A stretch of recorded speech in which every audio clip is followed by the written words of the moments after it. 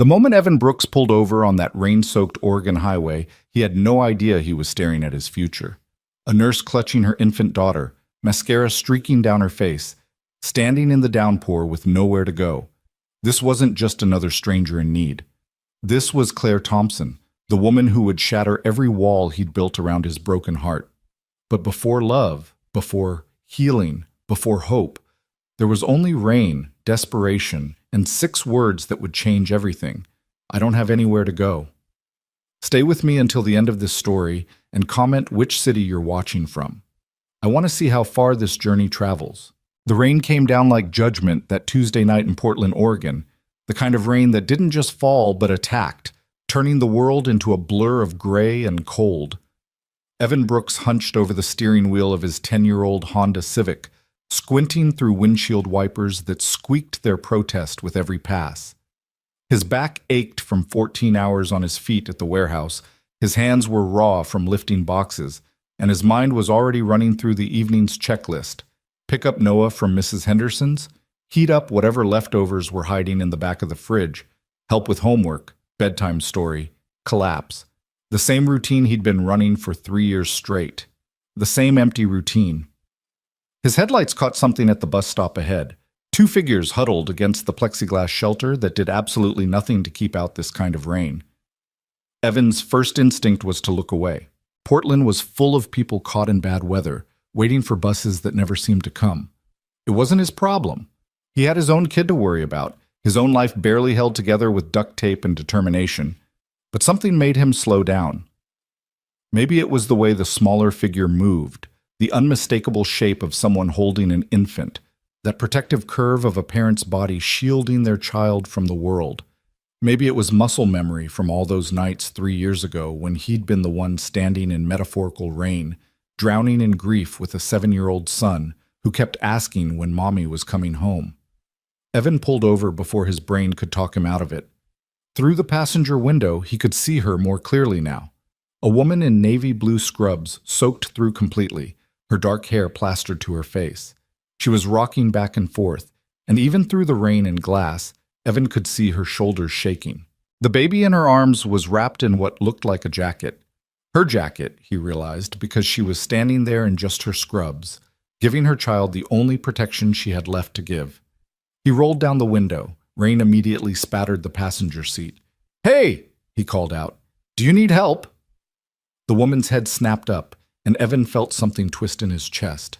Her eyes were red, swollen from crying, and held a kind of desperation he recognized too well, the look of someone who'd already fallen off the edge and was just waiting to hit bottom. Her voice cracked. She looked down at the baby, then back at him, then at the empty street behind him as if calculating whether this stranger was a risk worth taking. "I don't know where to go." "Where are you trying to get to?" Evan asked, already unlocking the passenger door. "I can give you a ride." She didn't move, just stood there in the rain, shaking her head slowly. "There's nowhere to go. I don't have—" Her breath hitched, and she pressed her face against the baby's head for a moment, composing herself. When she looked back up, her eyes were hollow. "We don't have anywhere to go." The words hit Evan like a physical blow, not "I'm waiting for someone," or "I missed my bus," or any of the normal reasons someone might be stranded. This was something else entirely. This was free fall. "Get in the car," he said. And this time it wasn't a question. She hesitated for one more moment, a moment where Evan could see her weighing her options, calculating the dangers of a strange man in a beat-up car against the certain danger of spending the night on the streets with an infant. Then the baby made a small, distressed sound, and the calculation was over.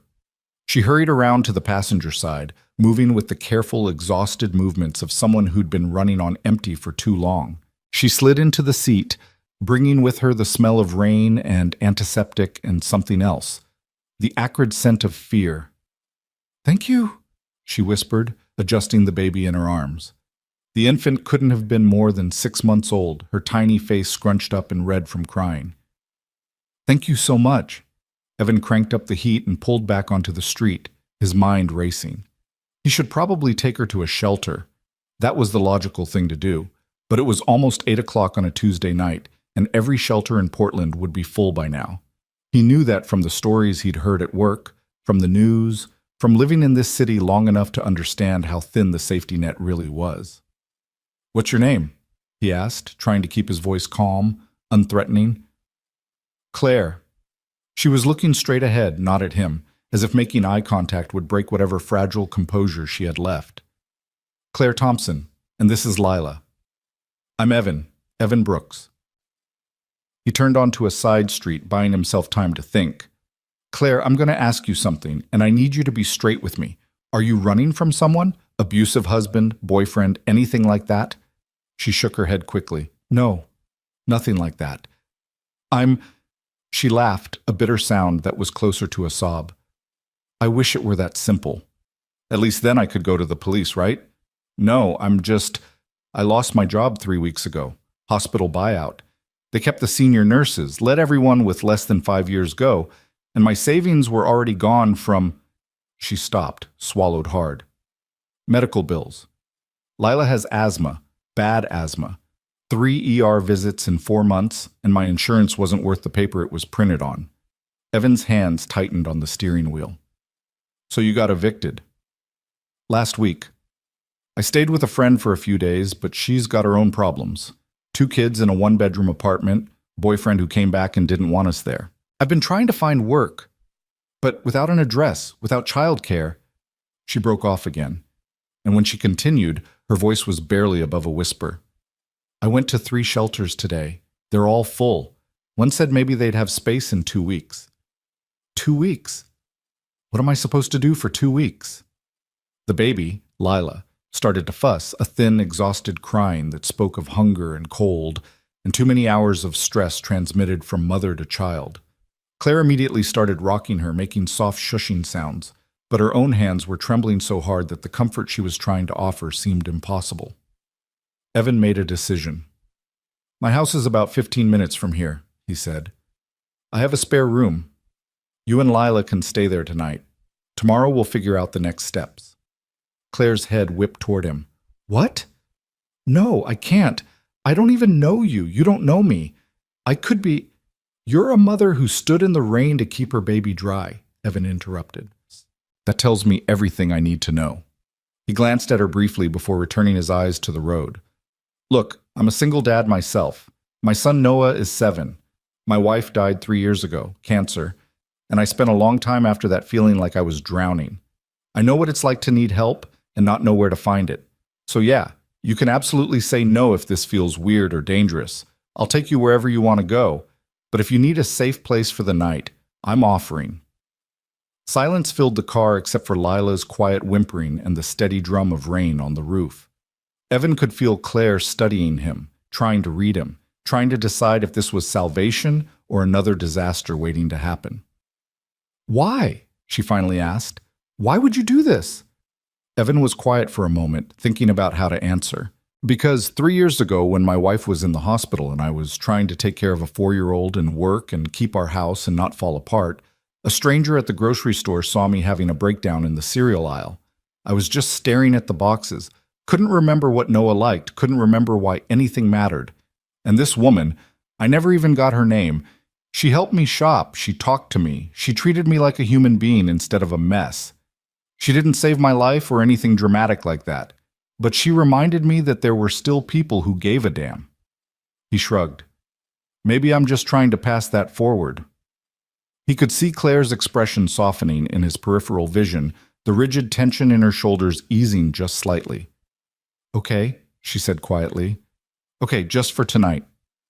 "Just for tonight," Evan agreed, though something in his gut told him this was going to be more complicated than one night. They drove in silence for a while, winding through the wet streets of Portland. The city looked different in the rain, softer somehow, all the hard edges blurred and running together. Evan's mind was already racing ahead, cataloging what he'd need to do. The spare room was full of boxes and old furniture, but there was a bed under there somewhere, clean sheets in the hallway closet. He'd need to pick up Noah soon, needed to figure out how to explain this to a 7-year-old in a way that wouldn't scare him. "Can I ask you something?" Claire's voice pulled him back to the present. "Sure." "Your wife. How long did it take before it stopped feeling like drowning?" Evan thought about lying, about offering some comforting platitude. But something about the raw honesty of the night demanded truth. It still feels like drowning sometimes, he admitted. But the spaces between the drowning get longer. You start to remember how to breathe again. And then one day you realize you've been breathing normal for a week straight, and that feels like a miracle. He paused. I'm not going to tell you it gets easier, but it gets different, manageable. Claire nodded, looking down at Lila, who had finally quieted down and was staring up at her mother with those wide, trusting eyes that infants have. The kind of trust that assumes the world will take care of them, because it always has. I'm supposed to be the one taking care of her, Claire said, so quietly Evan almost didn't hear. I'm a nurse. I'm supposed to know how to handle emergencies, how to keep people safe, and I can't even keep a roof over my daughter's head. Stop. The word came out harder than Evan intended, and he immediately softened his tone. Sorry, but stop. You're standing in the rain to keep your kid dry. You're going to job interviews with an infant on your hip. You're doing everything possible. Sometimes everything possible isn't enough. And that's not because you failed, it's because the system did. Easy for you to say, Claire replied, but there was no heat in it, just exhaustion. Yeah, it is easy for me to say, because I'm 3 years past my crisis and hindsight is 20/20. Evan turned onto his street, a quiet residential area where the houses were small but well kept, where the yards had toys scattered across them and basketball hoops hung over garage doors. But I remember what it felt like in the moment. I remember thinking I was the worst father in the world because I couldn't keep it together, because I served Noah cereal for dinner 3 nights in a row, because I forgot to sign his permission slip and he missed a field trip. All these little failures that felt enormous at the time. And now? Now I know that showing up counts for something. Even when you're barely holding it together, showing up is half the battle. He pulled into his driveway, a modest 2-story house with faded blue siding and a porch that desperately needed new paint. The yard was overgrown, one more item on the infinite to-do list he never seemed to make progress on, and there was a broken skateboard leaning against the front steps. It wasn't much, but it was home. This is it, Evan said, cutting the engine. Nothing fancy, but it's warm and dry. Claire stared at the house like it was a mirage, something that might disappear if she looked away. I don't know how to thank you. You don't have to thank me. Just come inside before we both catch pneumonia. They made a run for the front door. Claire hunched over Lila to protect her from the worst of the rain. Evan fumbled with his keys. His hands were shaking now, the adrenaline of the past 30 minutes finally catching up with him, and then they were inside, dripping on the hardwood floor of the entryway. The house was dark, except for the kitchen light Evan always left on. He flipped on the living room lamp, revealing the organized chaos of a single father's home. Toys scattered across the floor, a pile of laundry on the couch that he'd meant to fold 3 days ago, dishes in the sink, backpack and school papers on the dining table. Not dirty exactly, but definitely lived in. Sorry about the mess, Evan said automatically. I wasn't exactly expecting company. It's perfect, Claire said, and she sounded like she meant it. She was still holding Lila, still standing in the entryway as if she wasn't quite sure she was allowed to go further. Come on, let me show you the spare room. You can get Lila dried off and settled. Evan led the way upstairs, acutely aware of every creaky board, every scuff mark on the walls. The spare room was at the end of the hall, and when he opened the door, he was relieved to see it was less of a disaster than he'd remembered. The bed was actually visible under just a few boxes, and the window had curtains that worked. I'll get those boxes out of here, he said, already moving them to the hallway. There are clean sheets in the closet right there, bathroom's the next door down. Towels are in the cabinet under the sink. Claire walked slowly into the room, looking around like she couldn't quite believe it was real. She set Lila down on the bed carefully, and the baby immediately started to fuss again, her tiny face crumpling. She's hungry, Claire said, her voice thick with exhaustion and something that might have been shame. I ran out of formula this afternoon. I thought I'd figure something out. I've got formula, Evan said quickly. Noah's way past that stage. But Mrs. Henderson, the woman who watches him after school, she has a granddaughter who visits sometimes. She gave me some emergency supplies to keep here just in case. Hold on. He jogged back downstairs, his mind cataloging everything he'd need. Formula, bottles, something for Claire to eat. When was the last time she'd eaten? And he needed to call Mrs. Henderson to let her know he'd be late picking up Noah. In the kitchen, he found the formula in the back of the pantry, exactly where Mrs. Henderson had stashed it 6 months ago. He grabbed a bottle from the cabinet where he kept all the random baby supplies that occasionally came in handy, filled it with water from the tap, and measured out the powder. While the bottle warmed in a bowl of hot water, he pulled out his phone and dialed Mrs. Henderson.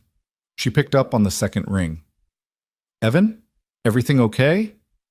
"Yeah, sort of. Long story, but I've got an emergency situation here. Is it okay if Noah stays with you for another hour or so? I'll come get him as soon as I can." "Of course, honey. He's fine here. He and my grandson are building some elaborate Lego castle. Take your time." Mrs. Henderson paused. "You sure everything's okay? You sound stressed." "I am stressed, but it's going to be fine. I'll explain later. Thank you, Mrs. Henderson. I owe you." "You don't owe me anything. Go handle your emergency." Evan hung up and grabbed the bottle, testing the temperature on his wrist, a motion that came back automatically even though it had been years since Noah needed it. Then he raided the fridge, pulling out leftover chicken, some vegetables, bread for sandwiches. His own stomach was growling, and he doubted Claire had eaten recently either. When he got back upstairs, Claire was sitting on the edge of the bed, rocking Lila and crying quietly. The sight made Evan's chest tighten, but he kept his voice calm and steady. "Hey, got the formula, and I'm making food downstairs in a few minutes. When's the last time you ate?" Claire looked up, wiping her eyes quickly. "I don't remember. Yesterday, maybe? I'm sorry, I'm not usually like this. I don't fall apart. I don't cry in strangers' houses." "You're not in a stranger's house," Evan said gently, handing her the bottle. "You're in my house, and crying is allowed here. Actually, it's practically mandatory some days." Claire took the bottle with shaking hands and offered it to Lila, who latched on immediately and started drinking with the desperate intensity of a very hungry baby. The relief on Claire's face was almost painful to watch. "Thank you," she whispered. "I don't just mean for the formula, I mean for all of this. For stopping. For bringing us here.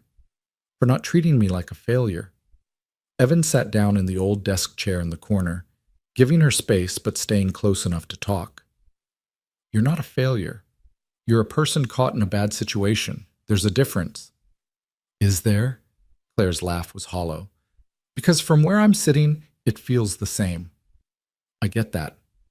I really do." Evan leaned forward, resting his elbows on his knees. "When my wife Sarah was dying, I felt like I was failing every single day. Failing her because I couldn't save her. Failing Noah because I was too wrapped up in my grief to be the dad he needed. Failing at work because I couldn't concentrate. Failing at basic things like remembering to pay the electric bill or buy groceries. And then after she died, it got worse. I'd forget to pick Noah up from school. I'd go to work wearing 2 different shoes. I once got pulled over because I ran a red light, didn't even see it. I was just driving on autopilot, thinking about nothing and everything at the same time." Claire was watching him now, really watching him, and Lila was drinking her bottle with her eyes half closed in contentment. "What changed?" Claire asked. "Nothing. And everything." Evan shrugged. "There was no magic moment where everything got better. I just started having more okay days than bad days. I found a rhythm. Noah and I figured out how to be a family of 2 instead of 3.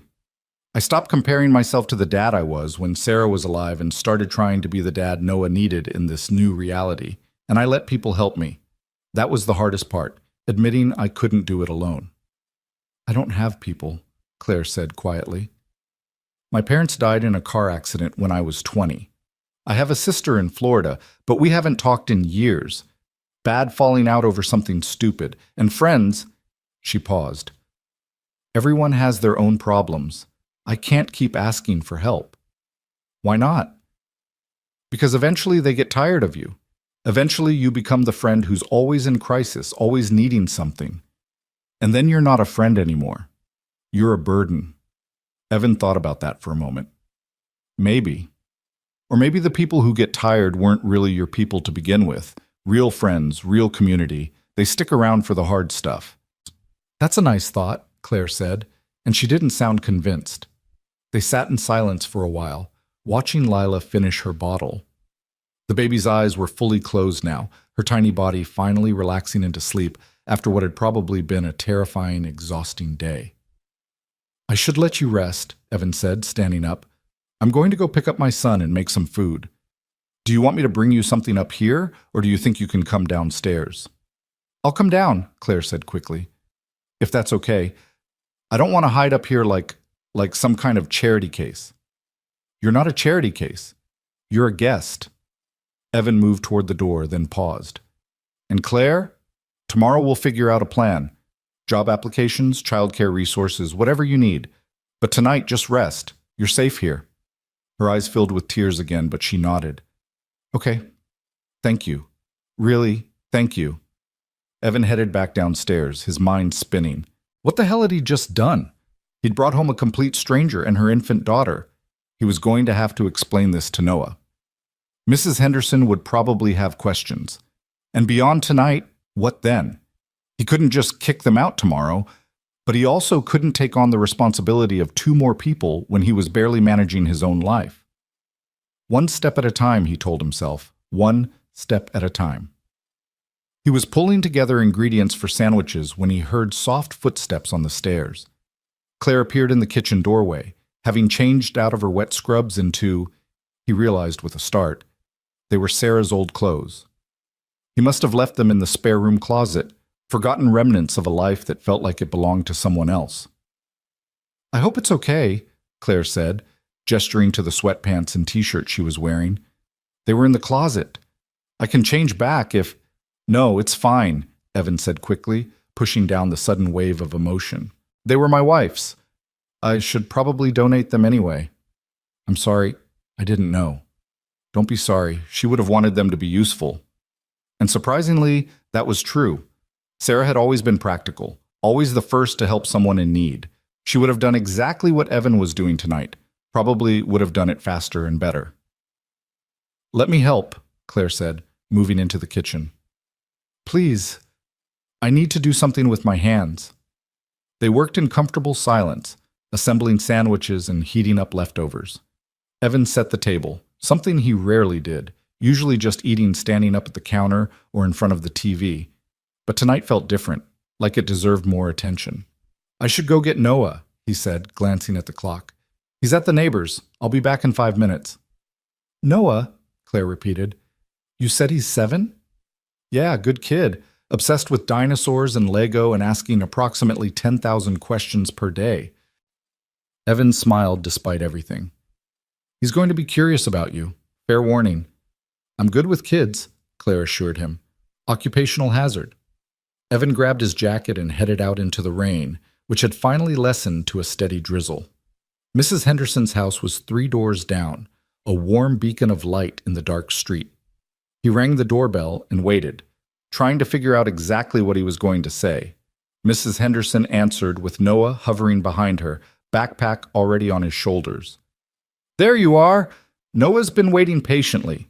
She gave Evan a meaningful look that said they'd be having a longer conversation later. "Thanks again, Mrs. Henderson. I really appreciate it." Evan ruffled Noah's hair. "Hey, bud. Ready to go home?" "Dad, me and Jacob built this awesome castle, and it has a working drawbridge, and—" Noah was already launching into the detailed explanation that Evan knew would last all the way home. "That's great, Noah. Tell me all about it." He guided his son toward the door, then turned back to Mrs. Henderson. "I'll explain everything tomorrow. I promise." "You better," she said, but her eyes were kind. "And Evan, whatever you're dealing with, you know I'm here if you need anything." "I know. Thank you."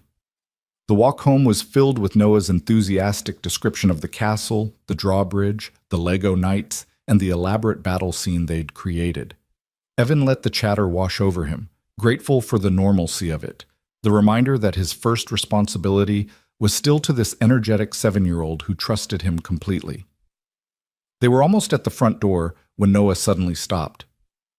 "Dad, why is there a light on in the spare room?" Evan took a breath. "Because we have guests, buddy. A woman named Claire and her baby daughter, Lila. They needed a place to stay tonight, so I told them they could stay with us." Noah's eyes went wide. "A baby? Like a real baby?" "Yes, a real baby. About 6 months old." Cool.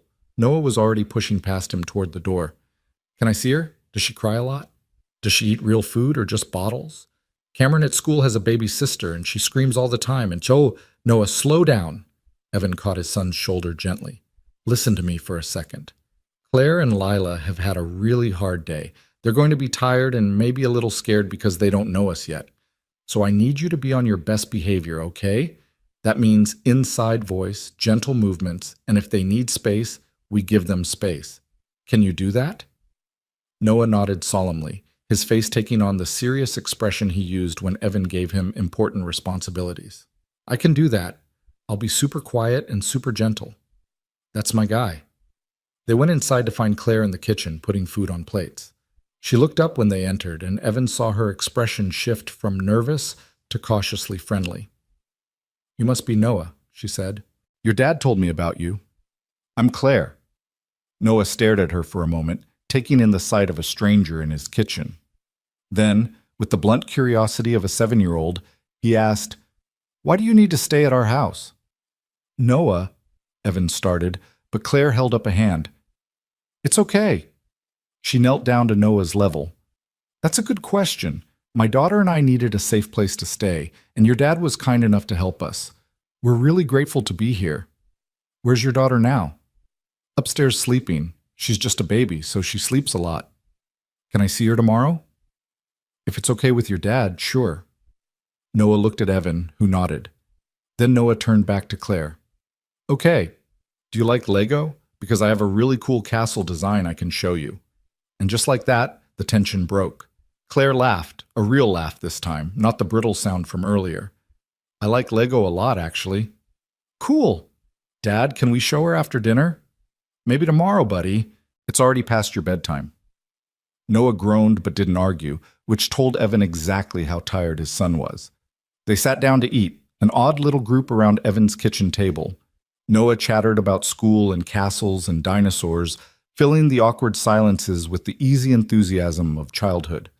Claire responded to his questions and comments with the practiced patience of someone who worked with people for a living, and Evan watched both of them, marveling at how quickly the strange had become almost normal. After dinner, Noah started to fade fast, yawning between sentences. Evan sent him upstairs to brush his teeth and get ready for bed, then turned to Claire. Thank you for being patient with him.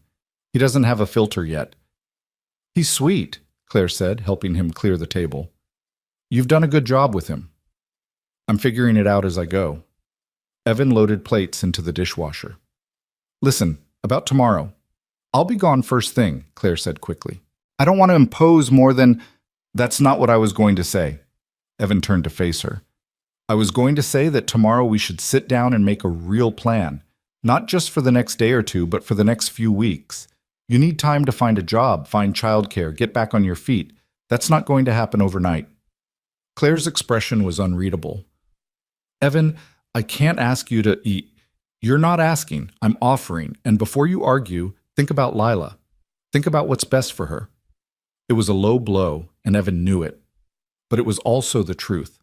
Claire's face cycled through a dozen emotions, pride, shame, gratitude, fear, before finally settling on reluctant acceptance. Okay, she said quietly. Okay, but I'm paying you back. Somehow. I don't know how yet, but I will. We'll figure it out. Evan heard Noah calling from upstairs. I need to go do bedtime, make yourself at home. Watch TV, take a shower, whatever you need. I left some extra toiletries in the bathroom. Thank you, Claire said for what felt like the 100th time. Stop thanking me and just breathe, Evan replied, heading for the stairs. Bedtime with Noah was the usual routine. Brush teeth, put on pajamas, pick out a book. Tonight, Noah chose a dinosaur encyclopedia, and Evan read about velociraptors and triceratops in a low, soothing voice, while his son fought to keep his eyes open. Dad? Noah murmured, just as Evan was about to turn off the light. Yeah, buddy. Is Claire going to be sad like you were sad after Mom died? The question hit Evan hard, a reminder that kids saw more than adults gave them credit for. Maybe. She's going through a really hard time right now. Should we be extra nice to her? Yes, we should be extra nice to her. Okay. Noah yawned hugely. I like her. She has a nice smile. She does have a nice smile. Now go to sleep. Love you, Dad. Love you too, Noah. Evan stood in the hallway for a moment after closing Noah's door, gathering himself. When he went back downstairs, he found Claire sitting on the couch, staring at nothing, her hands wrapped around a cup of tea she must have made. He's a good kid, she said without looking up. You should be proud. I am. Evan sat down in the armchair across from her. Claire, I know tonight has been overwhelming, but I need to ask you something, and I need you to be honest with me. She looked up, wary. Okay. Are you safe? I mean, beyond the immediate housing and job situation. Is there anyone who might come looking for you? Anyone who might cause problems? No, I promise. Lila's father has been out of the picture since I was 5 months pregnant. He wanted me to get an abortion. I said no. He left. I don't even know where he is now, and I'm not running from anything illegal or dangerous. She shook her head. I'm just someone who fell through the cracks. Evan believed her. He'd gotten good at reading people after years in warehouse management, and everything about Claire screamed genuine exhaustion and fear, not deception. Okay, then here's what we're going to do. Tomorrow I'm taking a personal day from work. We're going to sit down and make a plan. Job applications, resume updates, childcare options, whatever you need. I have some connections in the medical field. Nothing big, but maybe enough to get your resume in front of the right people. And you and Lila can stay here while you get things sorted out. Evan, that's too much. I can't. Yes, you can, and you will, because the alternative is going back out there with nowhere to go and a 6-month-old baby. He softened his tone. Look, I'm not doing this to be a hero or because I think you owe me something. I'm doing it because 3 years ago I needed help and people gave it to me. I'm doing it because if our situations were reversed, I'd want someone to help Noah. And I'm doing it because it's the right thing to do. So please, just accept the help. Claire's eyes filled with tears again. Evan was starting to think she must be completely dehydrated from all the crying, but she nodded. Okay, yes, thank you. They talked for a while longer, trading bits of their stories. Evan learned that Claire had been a nurse for 6 years, that she specialized in pediatrics, that she'd loved her job before the hospital buyout gutted her department. He learned that Lila's asthma had started at 4 months, that the medical bills had piled up faster than Claire could manage, that she'd been 1 paycheck away from disaster when that paycheck got taken away. In return, Evan told her about Sarah, about the 2-year battle with breast cancer that they'd thought they were winning until they weren't, about the confusion and grief of those first months after her death, about learning to be both mother and father to a traumatized 5-year-old, about the slow, painful process of building a new life from the rubble of the old one. How do you do it? Claire asked. How do you keep going when everything feels impossible? Evan thought about it. You just do, because what's the alternative? I had Noah depending on me. I couldn't fall apart completely, so I fell apart in pieces and put myself back together in between. It wasn't pretty, but it worked. And eventually the pieces started fitting together better. I'm scared, Claire admitted. I'm so scared I'm going to screw this up, that I'm going to fail Lila. You won't. You know how I know? Because you're here. Because you stood in the rain to keep your daughter dry. Because you're fighting. That's what matters. It was well past midnight when they finally called it a night. Evan showed Claire where everything was one more time, made sure she had what she needed, then headed to his own room. He lay in bed staring at the ceiling, his mind racing. What had he just done? Invited a stranger and her baby to live in his house? Made promises he might not be able to keep? And yet, despite the chaos and uncertainty, he felt something he hadn't felt in a long time. He felt useful, needed, like he was doing something that mattered. Sarah would have approved. That thought settled something in his chest, eased the guilt he always felt when he thought about moving on, about opening his life to someone new. She would have brought Claire and Lila home in a heartbeat. She would have been making plans already, pulling strings, finding solutions. Maybe Evan couldn't do it as smoothly as Sarah would have, but he could do it, one day at a time. Outside, the rain continued to fall, washing the streets clean, filling the gutters, feeding the earth.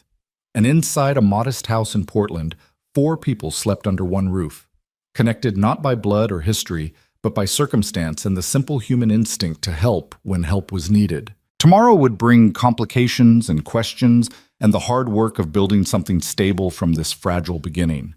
But tonight, they were safe. They were dry. They were fed.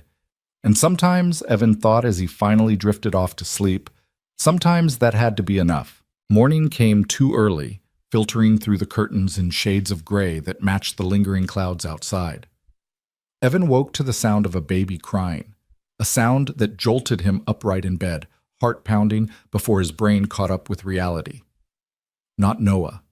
Lila. Claire was here. Last night had actually happened. He checked his phone. 6:15. He'd slept maybe 4 hours, his mind churning through scenarios and plans until well past 2 in the morning. But there was no time to ease into the day. He could hear movement upstairs, footsteps pacing back and forth, Claire's soft voice trying to soothe her daughter. Evan pulled on sweatpants and a t-shirt and headed downstairs, putting on coffee and pulling out ingredients for breakfast. Pancakes, he decided. Noah loved pancakes, and they felt like the kind of comfort food this strange morning needed. He was mixing batter when Claire appeared in the kitchen doorway, Lila on her hip, both of them looking exhausted. "I'm so sorry," Claire said immediately. "I tried to keep her quiet, but she's hungry, and I didn't want to just raid your kitchen without asking and—" "Claire, stop!" Evan poured her a cup of coffee and slid it across the counter. "This is your kitchen too, at least for now. You don't need permission to feed your daughter. Formula's in the pantry, bottles are clean in the dish drainer. Help yourself." She looked at him for a moment like she didn't quite believe him, then nodded and went to prepare Lila's bottle. Evan returned to his pancakes, the kitchen filling with the comfortable sounds of breakfast being made, the sizzle of batter on the griddle, the soft sucking noises of a baby drinking, the gurgle of the coffee maker finishing its cycle. "Did you sleep at all?" Evan asked, flipping a pancake. "A little, maybe 2 hours total." Claire was sitting at the kitchen table now, supporting Lila while she ate. "Every time I started to drift off, I'd wake up panicking, thinking we were still at the bus stop, or that this was a dream, and I'd wake up back in reality. It's not a dream, and you're not at the bus stop." Evan plated the first batch of pancakes and brought them to the table along with syrup and butter. "Eat. You need your strength if we're going to tackle today." Claire ate mechanically, like someone who'd forgotten what hunger felt like. Lila finished her bottle and immediately wanted attention, making small cooing sounds and reaching for her mother's face. Despite the exhaustion, Claire smiled, a real, genuine smile that transformed her features. "She's always happiest right after eating," Claire said, bouncing Lila gently. "The rest of the time she's either crying because she's hungry or crying because her stomach hurts from the asthma medication. But those 10 minutes after a bottle? She's perfect." Noah was like that too. Sarah used to call it his golden window. Evan sat down with his own plate, memories washing over him. We'd try to get all the diaper changes and outfit changes done during that window because we knew it wouldn't last. How old was he when she died? 4. Just turned 5 a month later. Evan took a sip of coffee.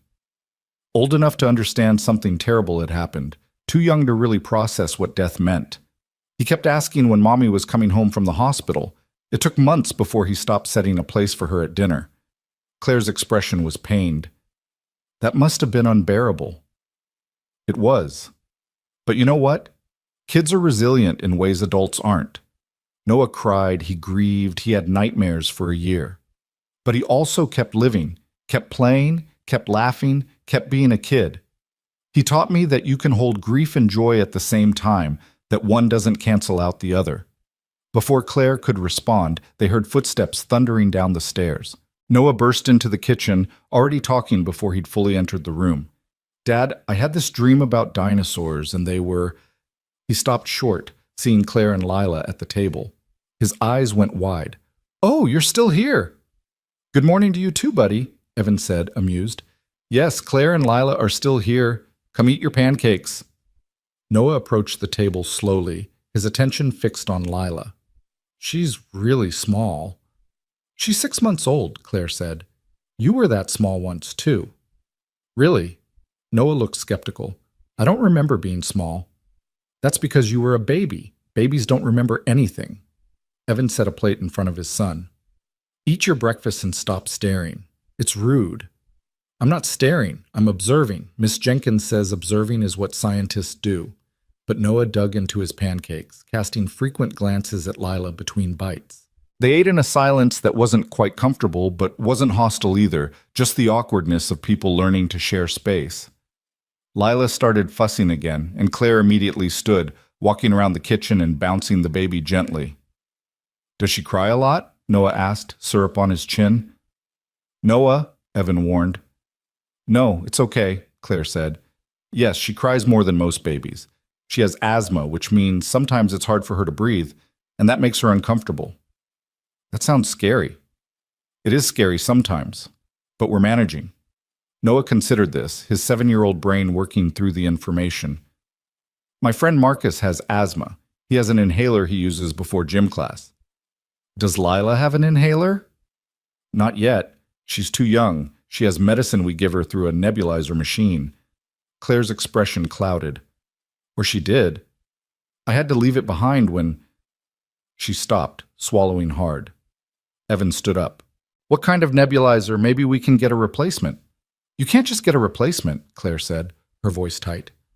They cost hundreds of dollars, and I'd need a prescription, and I don't have a doctor here yet because I haven't had time to... She broke off, breathing hard, Lila picking up on her mother's stress and starting to wail. Okay, breathe, Evan said calmly. We'll figure it out. One problem at a time, remember? First, let's get Noah to school. School! Noah's eyes went wide. Dad, I forgot. We have our dinosaur presentations today. I need my poster. The next 20 minutes were controlled chaos.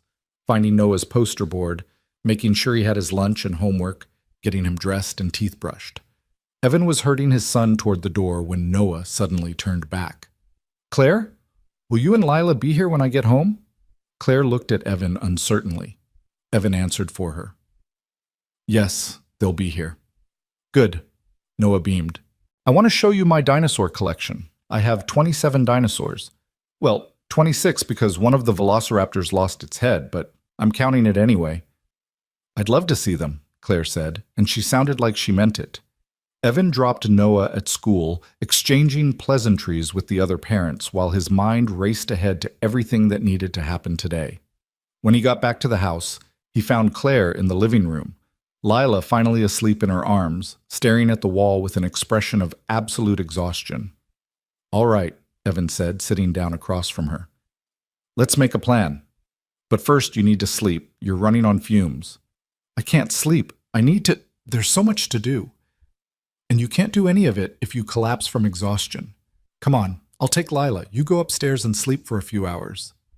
You can't just take the day off work to babysit my daughter.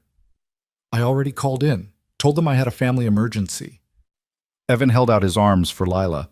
And I'm not babysitting. I'm helping. There's a difference. Claire hesitated, then carefully transferred the sleeping baby into Evan's arms. Lila stirred but didn't wake, her tiny face peaceful in sleep. Claire watched them for a moment, her expression unreadable. I don't know how to accept this much help, she admitted quietly. I'm not used to it. I wasn't either. Sarah had to literally force me to let people help after she died. She'd made these arrangements before. His voice caught. Before the end. Had people signed up to bring meals, to watch Noah, to help with the house. And I was so angry about it at first. Felt like charity, like pity.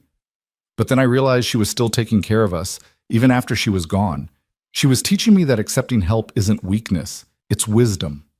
Claire's eyes filled with tears. Again, always again, and she nodded.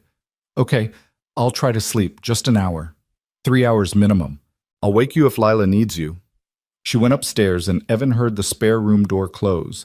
He looked down at the baby in his arms, this tiny human who'd crashed into his life less than 12 hours ago. Lila's mouth was moving in her sleep, probably dreaming about milk. Her fingers were curled into small fists, her breathing steady and even. For a moment, Evan was transported back 7 years holding newborn Noah for the first time, terrified and amazed in equal measure. Sarah beside him in the hospital bed, exhausted and radiant, telling him, "You're going to be an amazing father." He'd believed her then. Wasn't sure he believed it now, most days. His phone buzzed. A text from Mrs. Henderson. Everything okay? Saw you had Claire's car in the driveway all night. Evan smiled despite himself. Nothing happened on this street without Mrs. Henderson noticing. He typed back with one hand, the other supporting Lila. Long story, we'll explain later. Everything's fine, promise. Her response came immediately. I'll bring dinner over tonight, no arguments. That was Mrs. Henderson, always helping, always showing up. She'd been a lifeline after Sarah died, the kind of neighbor who just appeared with casseroles and offers to watch Noah without being asked. Evan made a mental note to figure out how to properly thank her someday. Lila slept for another hour before waking with a whimper that quickly escalated to a full cry. Evan warmed a bottle, the motion already becoming familiar again, and fed her while pacing the living room the way he'd done countless times with Noah. It was amazing how quickly the muscle memory came back. He was burping Lila when his phone rang. The warehouse, probably wondering when he'd be back. But the caller ID showed a different number, one he recognized from the hospital where Sarah had spent her final weeks. Hello? Mr. Brooks? This is Jennifer Chen from the cardiac unit at Mercy Hospital. I know this is out of the blue, but I heard through the grapevine that you might be helping a nurse who's looking for work. Evan's mind raced. How did you... Mrs. Henderson called me this morning, said you had someone staying with you who needed connections in the medical field. I'm not usually one for gossip, but Gladys Henderson doesn't call unless it's important. Of course, Mrs. Henderson had already started making calls. Evan felt a rush of gratitude so strong it almost knocked him over. Her name is Claire Thompson, pediatric nurse, 6 years experience. She was at Portland General until the buyout last month.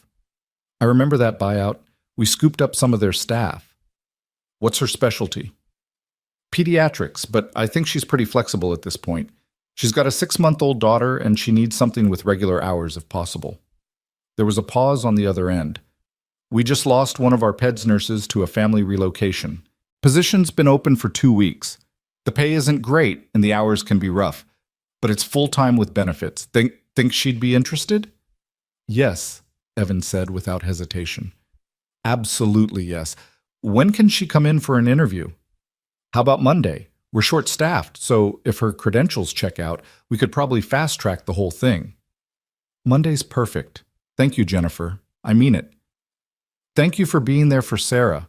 I remember you, the husband who never left her side. We don't forget the good ones. Evan's throat tightened. I appreciate that. He hung up and just stood there for a moment, Lila dozing against his shoulder. Less than 24 hours since he'd picked up Claire in the rain, and already things were moving. It felt like the universe aligning, like maybe sometimes things actually did work out. He heard footsteps on the stairs. Claire appeared, looking slightly more rested but still wary, like she expected everything to have disappeared while she slept. She okay? Claire asked, reaching for Lila. She's perfect. Ate about 30 minutes ago. Evan handed over the baby and watched Claire's shoulders relax as soon as her daughter was back in her arms. And I have news. A friend from Mercy Hospital called. They have an opening in their pediatrics unit. Interviews Monday, if you want it. Claire stared at him. What? How did you... Monday is 3 days away. I don't even have interview clothes or a current resume or... We'll handle all of that today, right now. Evan was already moving toward the stairs. I have Sarah's old laptop. We'll update your resume, maybe create a portfolio if you have any certifications or special training, and clothes. He paused, thinking. Sarah was about your size. There are some of her professional clothes still in the closet upstairs. You could wear those. Evan, I can't wear your dead wife's clothes to a job interview. That's practical, Evan interrupted firmly. That's practical. And Sarah would have insisted. She was a doctor. You're a nurse. She'd have wanted her clothes going to someone who'd actually use them for something important. Claire looked like she wanted to argue but couldn't find the words. Finally, she just nodded. Okay, thank you, but I'm paying you back for all of this. We'll keep a tab, Evan said, already heading to dig out the laptop. Right now, let's just focus on getting you that job. They spent the rest of the morning at the kitchen table, Evan's laptop between them, building Claire's resume from scratch. She'd had one, she explained, but it had been on a phone she'd lost 2 weeks ago when it died, and she couldn't afford to replace it. Everything, contacts, photos, documents, just gone. Tell me about your experience, Evan said, fingers poised over the keyboard. Start with your first nursing job and work forward. Claire shifted Lila to her other hip and began talking. She'd started at a small clinic in Beaverton right out of nursing school, moved to Portland General after 2 years, specialized in pediatrics because she'd always loved working with kids. She'd handled everything from routine checkups to emergency situations, had certifications in pediatric advanced life support and neonatal resuscitation, had even been nominated for some kind of excellence award her 3rd year. Why did you go into nursing? Evan asked, typing rapidly. My mom was a nurse. She worked nights at the county hospital, came home exhausted every morning, but she loved it. She used to tell me that nursing was about seeing people at their most vulnerable and choosing to be kind. That stuck with me. Claire's voice went soft. After she died, it felt like the best way to honor her, to keep doing the work she loved. Evan looked up from the keyboard. That's beautiful. And we should include that in your cover letter. Not the tragedy part, but the why. Employers want to know you're passionate, not just looking for a paycheck. They worked through lunch, ordering pizza because neither of them had the energy to cook. Lila was getting fussy again, the kind of fussy that Claire explained meant her chest was getting tight. She needed the nebulizer treatment she couldn't provide. We'll figure out the medical stuff tomorrow, Evan said, watching Claire try to soothe her increasingly agitated daughter. For now, just focus on getting through today. But it was clear Lila was struggling. Her breathing was audible now, a slight wheeze that made Evan's chest tighten in sympathy. Claire was trying to hide her panic, but he could see it in the way her hands shook, the way she kept checking Lila's color, the way her own breathing had gone shallow and fast. Is she okay? Evan asked carefully. Do we need to go to the ER? No, not yet. It's not that bad yet. But Claire didn't sound convinced. The nebulizer would help. Without it, I just have to wait and hope it doesn't get worse. What about a pharmacy? Can they provide emergency supplies or something? Not without a prescription. And I can't get a prescription without a doctor. And I can't get a doctor without insurance. And I can't get insurance without a job. The hopelessness in Claire's voice was crushing. It's an impossible loop. Evan made a decision. Give me 10 minutes. He went into the other room and called Jennifer Chen back. Hey, it's Evan Brooks again. I have a weird question. Do you have any contacts for pediatric pulmonologists? Claire's daughter has asthma and she needs a nebulizer, but the whole insurance prescription situation is a nightmare. Oh boy, yeah, that is a nightmare. Jennifer was quiet for a moment, thinking. Tell you what, let me make some calls. We have a few doctors who do charity cases or can fast-track emergency situations. Give me her information and I'll see what I can do. Evan provided everything Claire had told him about Lila's condition, thanked Jennifer profusely, and went back to the kitchen. Claire was walking in circles, bouncing Lila, singing softly under her breath. The baby's breathing still sounded labored. I called my contact at the hospital, Evan said. She's going to try to get you connected with a doctor who can help. Evan, you can't just... You've already done so much. Stop. Seriously, just stop. He moved closer, lowering his voice so it wouldn't upset Lila. I know you're used to handling everything alone. I know accepting help feels wrong, but your daughter needs medical care and you need support, and I can provide both. So let me. Claire's eyes searched his face, looking for something, pity, maybe, or judgment, or some hidden agenda. Whatever she was looking for, she didn't seem to find it. Her shoulders sagged in defeat or relief. Evan couldn't tell which. Okay, she whispered. Okay. His phone rang an hour later. Jennifer had worked a miracle. Found a pediatric pulmonologist willing to see Lila that afternoon. No insurance needed. Sliding scale payment. The doctor had a cancellation at 4 o'clock if they could make it. They could make it. Evan drove while Claire sat in the back with Lila. The baby's breathing getting progressively worse. He kept glancing in the rearview mirror, watching Claire's face cycle through fear and guilt and barely controlled panic. He wanted to say something comforting, but what? Everything would be fine? He didn't know that. It would work out? That felt hollow. So instead he just drove, getting them there as fast as he legally could, and when they pulled into the medical building parking lot, he helped Claire out of the car and carried the diaper bag because her hands were full of Lila. Dr. Patricia Morrison was exactly the kind of doctor Evan would have wanted for Noah. Warm, competent, efficient. She took one look at Lila and immediately started an examination, asking Claire questions in a calm, measured tone that somehow managed to be both clinical and kind. How long has she been wheezing like this? About 3 hours. It's been getting progressively worse. Previous diagnosis of asthma? Yes, at 4 months. She's been on albuterol sulfate and we were using a nebulizer twice daily, but Claire's voice cracked. I don't have access to it right now. Dr. Morrison didn't ask why, just nodded and continued her examination. We're going to do a nebulizer treatment right now, get her breathing stabilized. Then we'll talk about long-term management. The relief on Claire's face was almost painful to witness. Dr. Morrison set up the nebulizer, a portable unit much smaller than Evan expected, and fitted the tiny mask over Lila's face. The baby fussed at first, but within minutes her breathing started to ease. Claire sagged against the examination table, finally letting herself breathe too. She's going to be fine, Dr. Morrison said, making notes on her tablet. This was a moderate episode, not severe, but you're right that she needs regular treatments. I'm going to write you a prescription for a home nebulizer unit, plus her medication.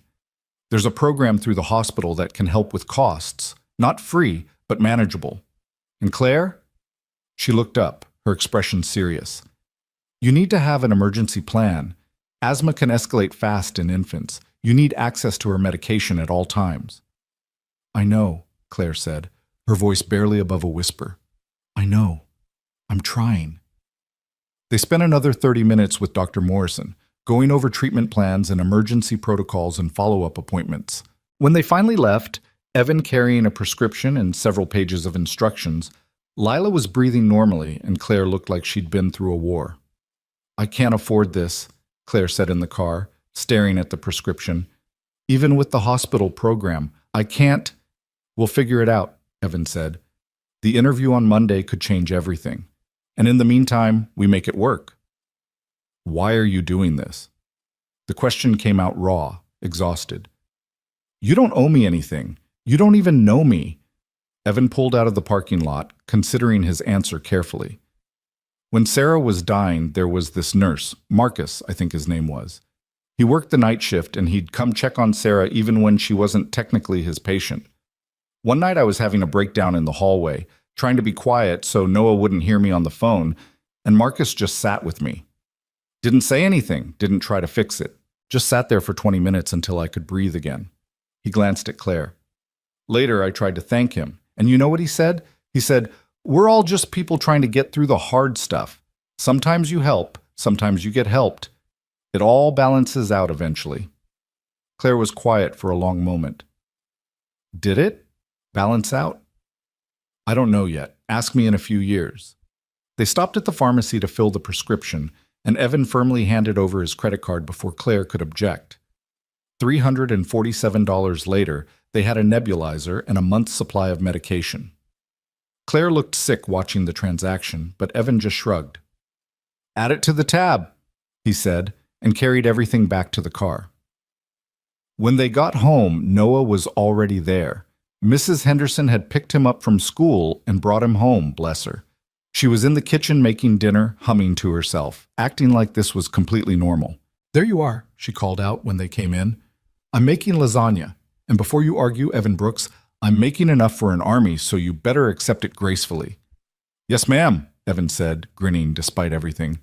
Noah came barreling down the stairs, skidding to a stop when he saw Lila. Is she okay? She looks sick. She's better now, Claire said. She just had trouble breathing for a while. Like Marcus at school. He uses his inhaler, and then he's fine. Noah moved closer, studying Lila with that intense focus kids bring to everything. Can I hold her? Claire hesitated, then looked at Evan. He nodded. Go sit on the couch, and we'll let you try. 5 minutes later, Noah was sitting very still and very seriously on the couch, Lila propped carefully in his lap under Claire's watchful eye. The baby stared up at Noah with wide, curious eyes, and Noah stared back like he'd been entrusted with the world's most precious treasure. She's really light, Noah observed, and she smells weird, but good weird. That's baby smell, Claire said, smiling. Powder and lotion and milk. Dad, when I was a baby, did I smell weird? The weirdest, Evan confirmed. You also spit up constantly. Claire, be glad Lila seems to have a stronger stomach. They all laughed, and for a moment, just a moment, everything felt normal, like they were a family who'd always been together, sharing dinner preparations and baby duties and easy conversation. Mrs. Henderson caught Evan's eye from the kitchen and winked, and he knew she was thinking the same thing. Dinner was chaos in the best way. Noah talking nonstop about his dinosaur presentation, Mrs. Henderson telling stories about the neighborhood drama, Claire slowly relaxing enough to join the conversation. Lila sat in an improvised high chair made of pillows and couch cushions, gumming a teething ring and watching everything with wide eyes. After dinner, Mrs. Henderson pulled Evan aside. That girl's had it rough. Yeah, I'm trying to help. I know you are. And I'm proud of you for it. She patted his arm. But be careful, honey. I see the way you look at her. Mrs. Henderson, I'm not judging. Lord knows you deserve some happiness. Just be careful. She's vulnerable. You're her rescuer. Those lines can get blurry fast. Evan knew she was right. He'd been thinking the same thing himself, late at night when he couldn't sleep. But what was he supposed to do? Turn them away? I'm just helping her get back on her feet. That's all. Mrs. Henderson didn't sound convinced. Well, you know where to find me if you need anything, and I'll be by tomorrow with breakfast supplies. You're out of eggs. After she left, Evan helped Claire set up the nebulizer in the spare room, showing her where he'd cleared space in the bathroom for Lila's supplies. They did Lila's evening treatment together, Evan holding the squirming baby while Claire administered the medication with practiced efficiency. You're good at this, Claire observed. The whole dad thing. I fake it mostly, but thanks. He adjusted his grip as Lila tried to grab the nebulizer mask. You're pretty good at the mom thing too, despite what you seem to think. I don't feel good at it. I feel like I'm failing constantly. Welcome to parenthood. That's basically the whole job description. Claire laughed, a real genuine laugh that transformed her whole face. Evan found himself staring, then deliberately looked away. Mrs. Henderson's warning was echoing in his head. Later, after Noah was in bed and Claire had disappeared upstairs with Lila, Evan sat alone in the living room with a beer he wasn't really drinking. The house was quiet, but it was a different kind of quiet than usual. Not empty, just peaceful. His phone buzzed. A text from Mrs. Henderson. Monday is 3 days away. Don't do anything stupid before then. He smiled and typed back. Define stupid. You know exactly what I mean, Evan Brooks. He did know. He was already starting to care more than he should, to think about things like what happened after Monday, after Claire got the job, after she was back on her feet. Would she leave? Move into her own place? And why did that thought make his chest feel tight? Sarah had been gone for 3 years. 3 years of grief and healing and learning to be whole again. He'd dated a few times, awkward dinners that went nowhere, women who were nice but wrong. He'd convinced himself he was fine alone, that he didn't need or want anyone else. But sitting here in his quiet house with Claire and Lila asleep upstairs, Noah dreaming about dinosaurs down the hall, he realized he'd been lying to himself. He wasn't fine alone. He was just existing. There was a difference. He heard footsteps on the stairs. Claire appeared, wrapped in one of Sarah's old robes, looking uncertain. Can't sleep? Evan asked. No, too much in my head. She sat down on the other end of the couch, tucking her feet under her. I keep thinking about Monday. What if I don't get the job? What if they think I've been out of work too long, or my references don't check out, or... You'll get it, Evan said with more confidence than he felt. Jennifer wouldn't have set up the interview if she didn't think you had a real shot. And if I do get it? Then what? I still don't have anywhere to live, don't have money for deposits and last month's rent. I'm still basically starting from zero. So you stay here until you can afford your own place. The words came out before Evan had fully thought them through, but once they were out there, he realized he meant them. It's not charity, Claire, it's just logistics. You need time to get established. This gives you that time. Claire was staring at him with an expression he couldn't read. I don't understand you. How can you just invite a stranger to live in your house? What if I'm secretly crazy? What if I steal all your stuff and disappear? Are you secretly crazy? No? Are you planning to steal my stuff? Of course not. Then I guess we're fine. Evan finished his beer and set the bottle on the coffee table. Look, I'm not a saint and this isn't some grand gesture. I have space. You need space. Noah likes having you here. And honestly, having people in the house again feels good. It's been too quiet for too long.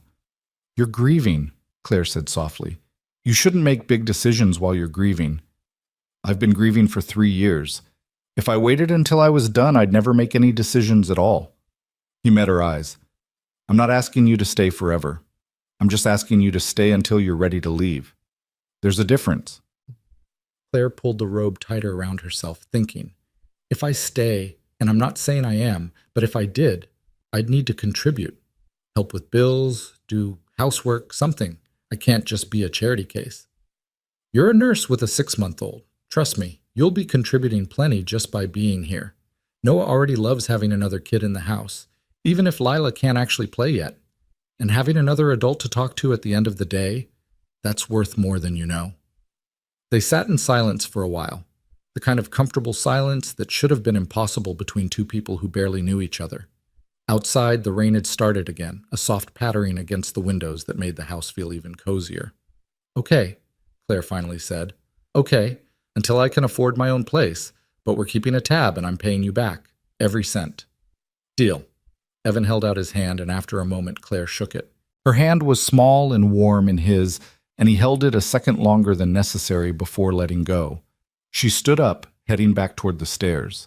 At the bottom step, she turned back. Evan, thank you for everything. I know I keep saying it, but I mean it every time. I know you do. Now go get some sleep. Monday's coming whether we're ready or not. After she went upstairs, Evan sat alone for a while longer, listening to the rain and the quiet settling of the house around him. 3 days until the interview.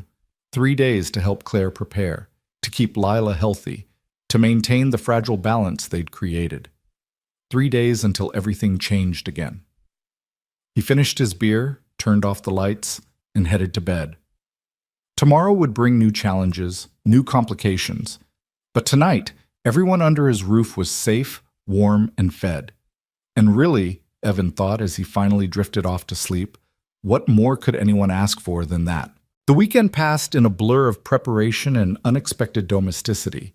Saturday morning found Evan and Claire at the kitchen table again, this time practicing interview questions while Noah entertained Lila with an elaborate puppet show using stuffed dinosaurs. The baby's delighted squeals provided a soundtrack to their work, and more than once Evan lost his train of thought, watching Claire's face soften when she looked at her daughter. Tell me about a time you had to handle a difficult patient, Evan said, reading from a list of common interview questions he'd found online. Claire thought for a moment. There was a 12-year-old boy, Marcus, who came in with a broken arm, skateboarding accident. But he was terrified of needles, absolutely panicking at the thought of an IV for pain medication. His parents were getting frustrated, the doctors were getting impatient, and Marcus was working himself into a full anxiety attack. What did you do? I sat down with him, ignored everyone else in the room, and asked him about skateboarding.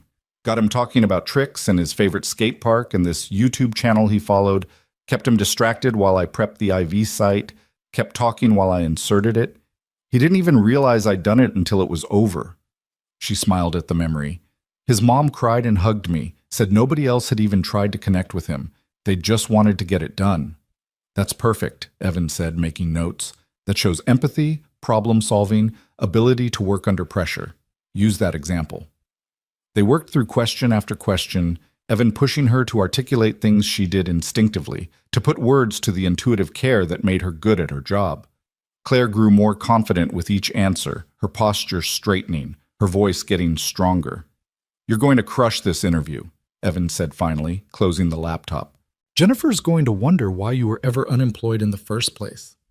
Don't jinx it, Claire said, but she was smiling.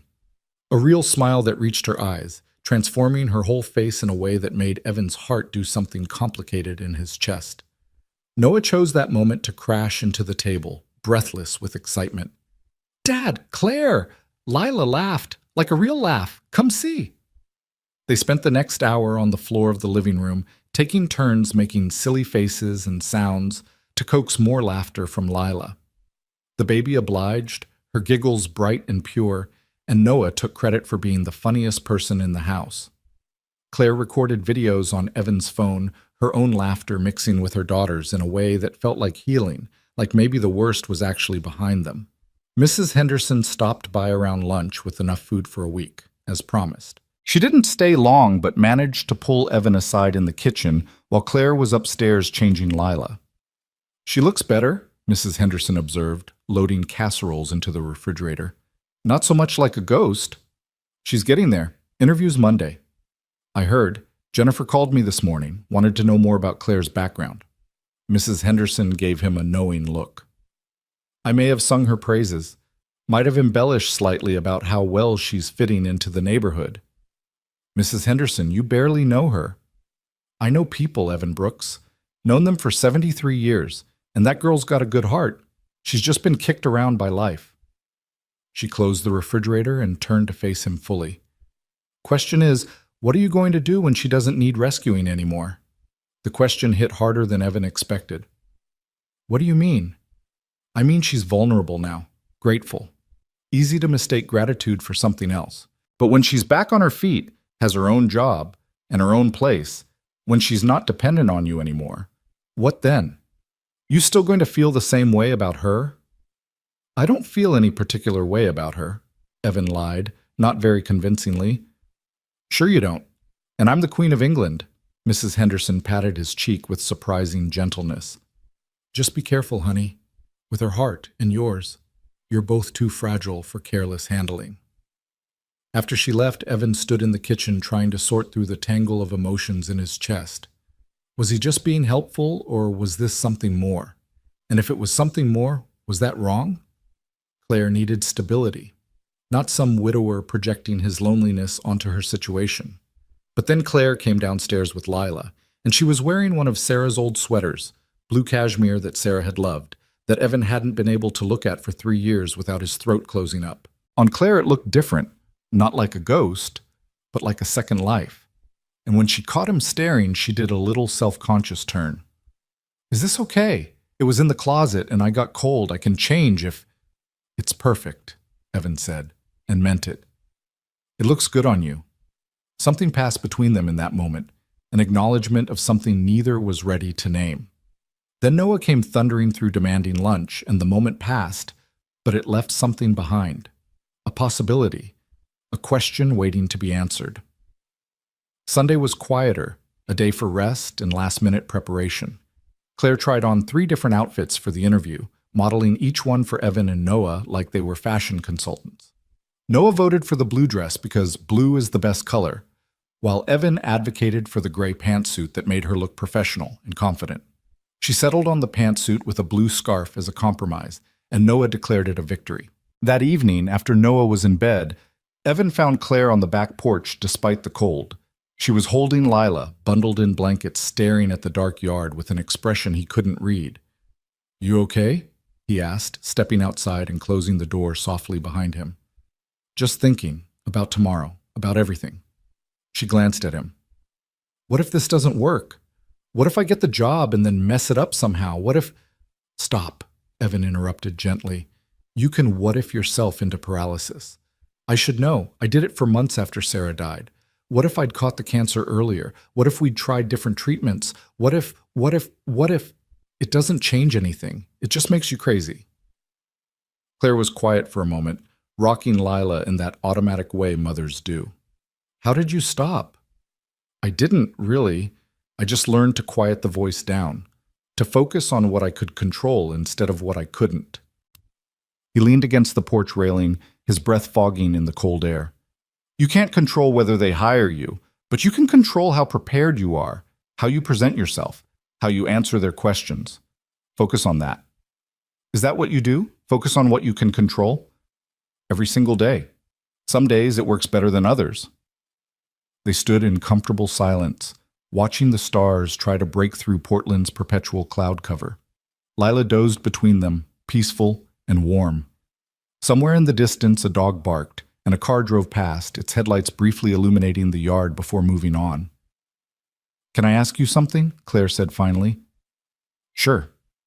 Do you ever feel guilty for being happy again? The question pierced straight through him. Every day. Every single day. How do you live with it? Evan thought about all the easy answers he could give, the platitudes about moving on and honoring Sarah's memory. But Claire deserved better than platitudes. I don't know that you ever really live with it. You just learn to carry it differently. At first, the guilt was this huge, suffocating thing that filled every moment. I'd catch myself laughing at something Noah said and immediately feel terrible, like I was betraying Sarah by not being miserable. But then I realized, and this took a long time, that Sarah didn't die so I could be miserable forever. She died because cancer is cruel and random and unfair. And if I spent the rest of my life drowning in guilt, that wouldn't honor her. It would just mean cancer took both of us instead of just her. Claire's eyes were bright with unshed tears. I feel guilty for losing my apartment, for not being able to provide for Lila the way I should, for needing help, for being here in your house wearing your wife's clothes and using your resources. I feel guilty all the time.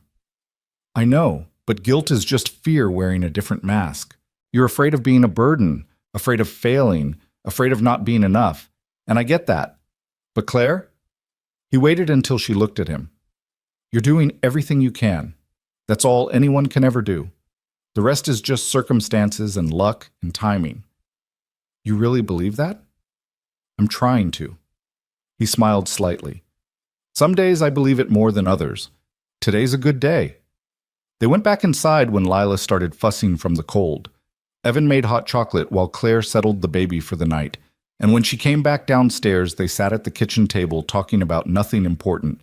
Favorite movies, worst jobs, embarrassing childhood stories.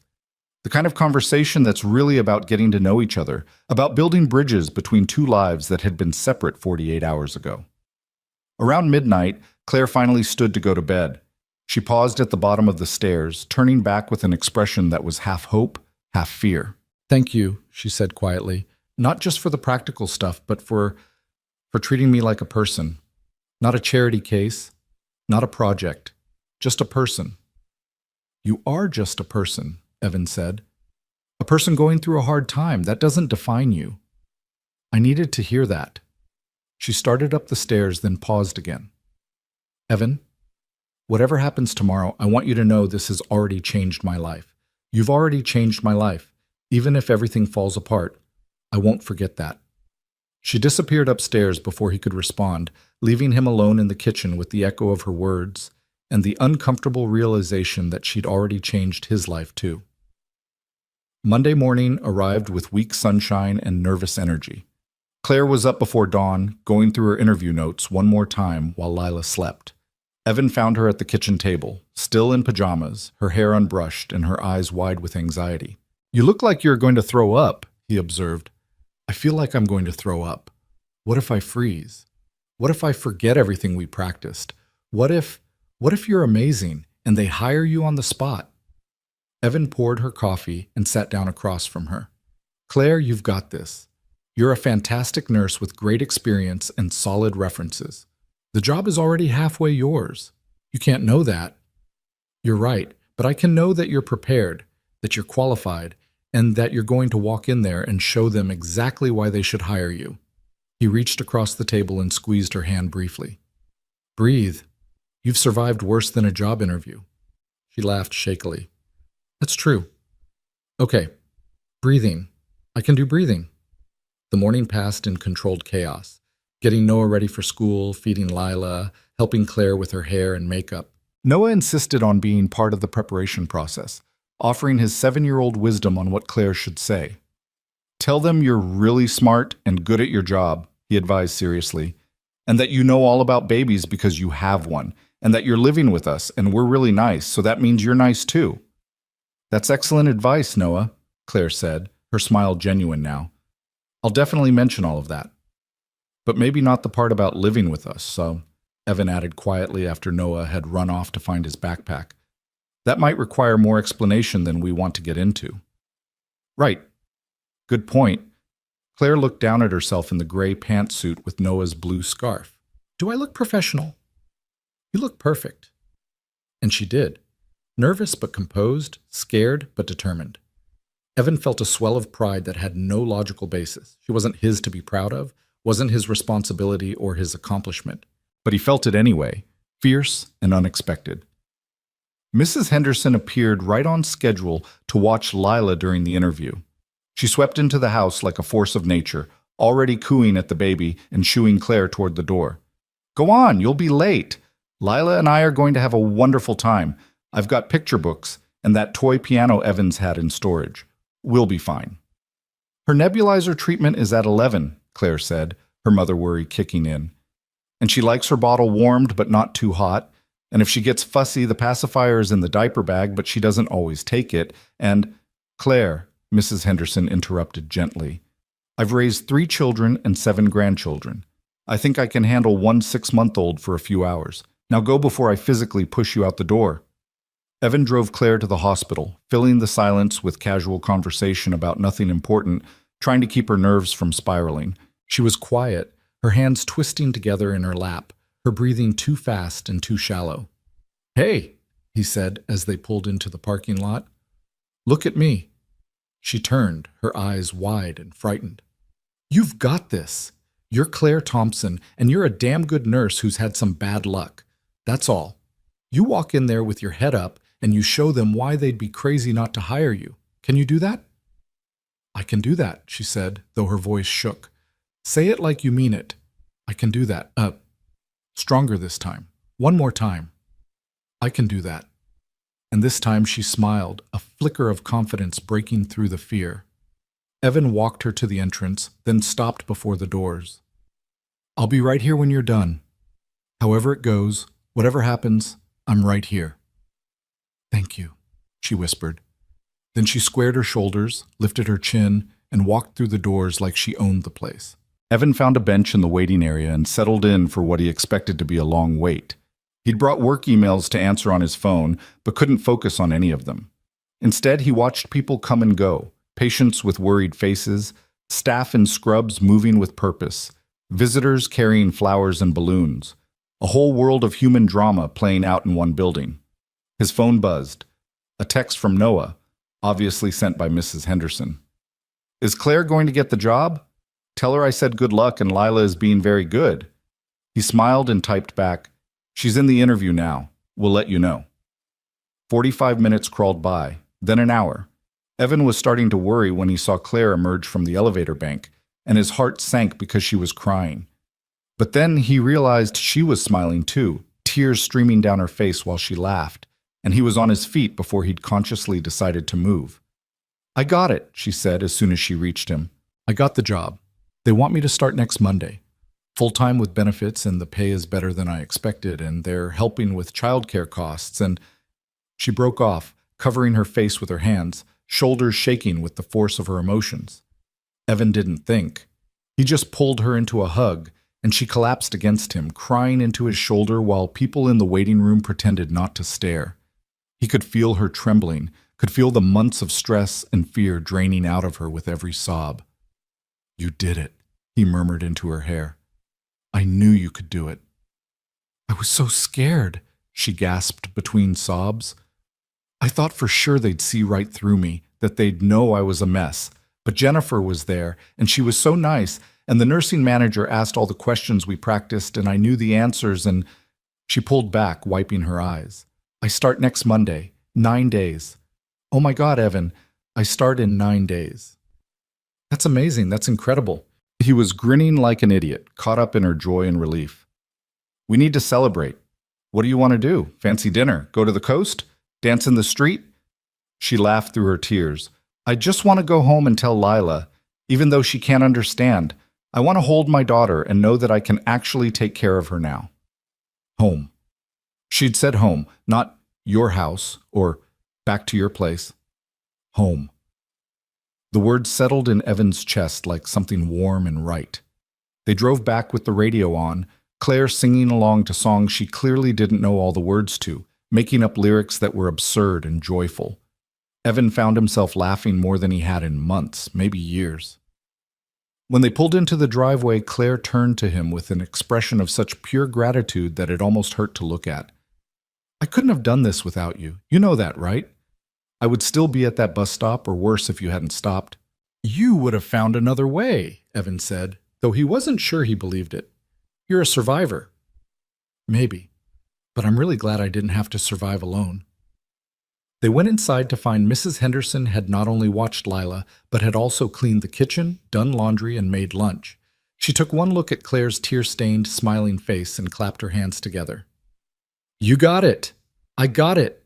Claire swept up Lila from the playmat, spinning her around. "Mama got a job, baby girl. A real job with real money. We're going to be okay." Noah came home from school to find the house in full celebration mode. Mrs. Henderson had somehow materialized a cake. Evan suspected she'd had it ready just in case. And they had an impromptu party in the kitchen with paper plates and Noah's off-key rendition of congratulations that he'd apparently learned at school for some other purpose entirely. "Does this mean you're staying?" Noah asked Claire while they ate cake. "Like, staying? Claire glanced at Evan, uncertain. They hadn't actually discussed logistics beyond getting the job. Evan made a split-second decision. "For as long as they need to," he said firmly. "Right, Claire?" "Right," she agreed softly. "If that's really okay." "It's really okay." That evening, after the celebration died down and Mrs. Henderson had gone home and Noah was absorbed in homework, Evan and Claire sat down to talk details. She'd start the following Monday, which meant they had just over a week to get everything organized. Childcare would be partially covered by the hospital's program, but she'd need to supplement with a babysitter or daycare. She'd be working 3 12-hour shifts a week, which meant long days but also 4 days off. "I'll pay rent," Claire insisted as they made lists at the kitchen table, "and split utilities and groceries. I'm not living here for free." "We'll figure out something fair," Evan agreed. "But Claire, you need to save money too, first and last month's rent for when you're ready for your own place, security deposits, all of that. Don't bankrupt yourself trying to pay me back." "I need to pay my own way." "You will, but smartly, not desperately." He looked up from his notes. "What if we say you cover groceries for now? That's a couple $100 a month, and it lets you save the rest of your paycheck. Once you have a cushion, we can revisit." Claire looked like she wanted to argue, but couldn't find a good counter-argument. "Okay, but I'm still keeping a tab of everything, and I'm paying you back for the nebulizer and the doctor visit, and the tab is getting very long," Evan said with a small smile. "You sure you want to keep adding to it?" "Positive, I pay my debts." "I know you do. That's one of the things He stopped, suddenly aware he'd been about to say something he wasn't ready to say. "One of the things that makes you good at this, at surviving." If Claire noticed the stumble, she didn't mention it. They kept planning, working through logistics and schedules, and it felt natural in a way that should have been impossible, like they'd been doing this for years instead of days. The week that followed fell into a rhythm that felt more like a family than a temporary arrangement. Evan went back to work at the warehouse, coming home to find Claire and Lila already there, the house smelling like actual cooking instead of the takeout and frozen dinners he'd been living on. She insisted on making dinner. "I need to contribute somehow." And it turned out she was a much better cook than he'd expected. Noah flourished with the extra attention, basking in Claire's interest in his school projects and dinosaur facts. She helped with homework while Evan cleaned up after dinner, and they'd established a routine where Noah got to play with Lila for 15 minutes before bed if he'd finished all his responsibilities. The 7-year-old took this duty seriously, entertaining the baby with enthusiasm that sometimes bordered on manic. "Gentle, Noah," Claire would remind him as he made the stuffed T-Rex dance a little too enthusiastically near Lila's face. "She's still very small." "I know. I'm being careful. See? She's laughing. That means she likes it." And Lila did laugh, more and more each day. She was thriving in the stability of the house, her asthma better controlled with regular nebulizer treatments, and the reduced stress that came from having a calm mother. Claire was sleeping better, eating regularly, slowly becoming the person she must have been before everything fell apart. Evan caught himself watching her sometimes. The way she hummed while cooking, the way she'd absently play with her hair when she was concentrating, the way her whole face lit up when Lila did something new. He'd catch himself and look away, Mrs. Henderson's warning echoing in his mind. Don't confuse gratitude with something else. Don't take advantage of her vulnerability. But it was getting harder to remember that warning when she'd look at him over dinner and smile like he was the best thing that had happened to her. Harder still when they'd end up on the couch after Noah was asleep, talking about everything and nothing until midnight, sharing pieces of themselves in the dark.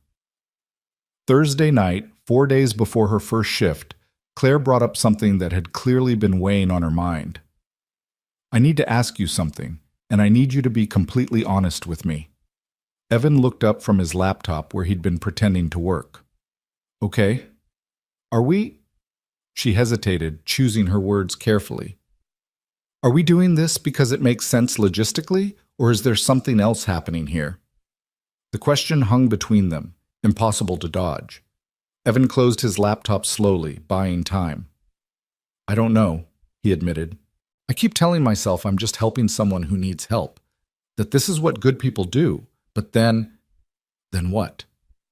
Then you smile at something Noah said, or you fall asleep on the couch watching TV, or you make coffee exactly the way I like it without me telling you how, and I think maybe it's not just about being helpful anymore."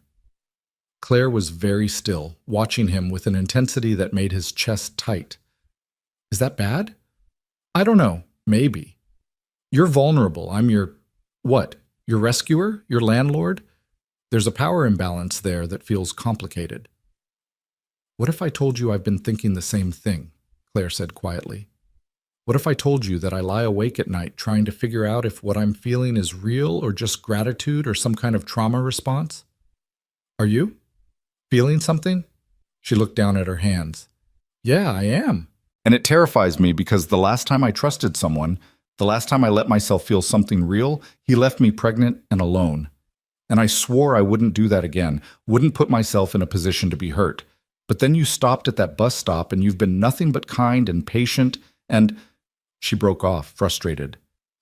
"I don't know what's real anymore." Evan moved from his chair to the couch, sitting close enough that he could see the flecks of gold in her eyes. "I think maybe we're both overthinking this." "How do you mean?" "I mean, yes, the circumstances are weird. Yes, there's a power imbalance. Yes, you're vulnerable, and I'm probably projecting some of my own needs onto this situation. But underneath all of that—" He reached out slowly, giving her time to pull away, and took her hand. "Underneath all of that, I like you. Not because I rescued you, not because you need me, but because you're smart and funny and a good mom, and you don't take any of my crap when I'm being an idiot." Claire laughed shakily, her fingers tightening around his. "You like me because I call you on your crap?" Among other things. He was acutely aware of how close they were sitting, how her hand felt in his, how easy it would be to just lean forward, and he pulled back. "But we should probably take this slow. Give you time to get settled at work, get your feet under you, make sure this is real and not just circumstances," Claire finished. "Yeah, you're right. We should be smart about this." Very smart. Extremely smart. The smartest. They sat there holding hands, neither one pulling away despite agreeing they should take things slow. Outside, rain started to fall again, the perpetual Portland rain that had brought them together in the first place. "Can I ask you something else?" Claire said after a while. "Sure. Do you think Sarah would be okay with this? With me being here, with whatever this is between us?" The question surprised him. Most people avoided mentioning Sarah, like talking about his dead wife would somehow offend him. But Claire had never been most people. "Honestly, I think she'd be thrilled. Sarah was always the one pushing me to be social, to make connections, to not become one of those grumpy old men who yells at kids on his lawn." He smiled at the memory. "She made me promise, near the end, that I wouldn't shut down, that I'd let people in, that I'd let myself be happy again." That must have been hard for her, to think about you with someone else. It was. But she was also practical. She knew Noah needed a fully functional parent, not a depressed shell. And she knew I'm not built to be alone forever. He looked at Claire. "I think she'd like you.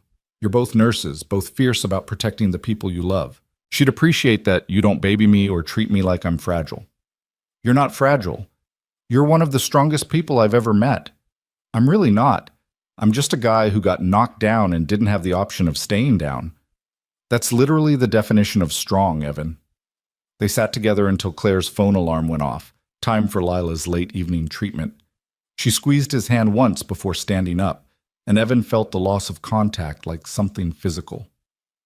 That night, lying in bed, unable to sleep, Evan let himself really think about what was happening. He was falling for Claire. Maybe had already fallen somewhere between the bus stop and now.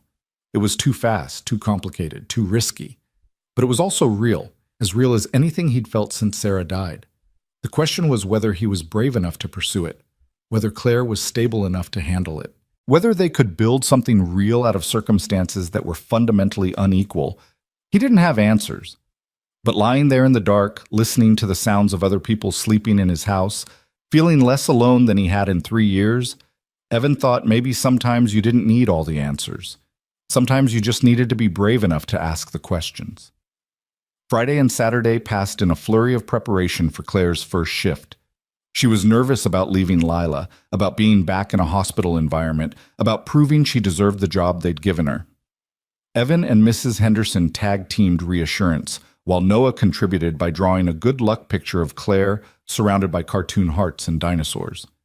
The dinosaurs are for protection, Noah explained seriously, in case any mean people try to be mean to you at work. That's very thoughtful, Claire said, genuinely touched. I'll keep it in my locker. Sunday evening, the night before her first shift, Claire was pacing the kitchen like a caged animal. Evan finally stopped her by physically stepping into her path. You need to calm down before you pass out from hyperventilating. I can't calm down. What if I've forgotten everything? What if I make a mistake? What if you're amazing and everyone loves you and you remember why you became a nurse in the first place? Evan countered. Claire, you know how to do this job. You've done it for 6 years. 1 month of unemployment didn't erase all of that. But what if it did? What if I freeze up or... He put his hands on her shoulders gently but firmly. Listen to me. You are going to walk into that hospital tomorrow, and you are going to be great. Not perfect. Nobody's perfect on their first day back. But great. Because that's who you are. And if you have a rough moment, you'll push through it. And if you make a small mistake, you'll learn from it. That's all anyone can do.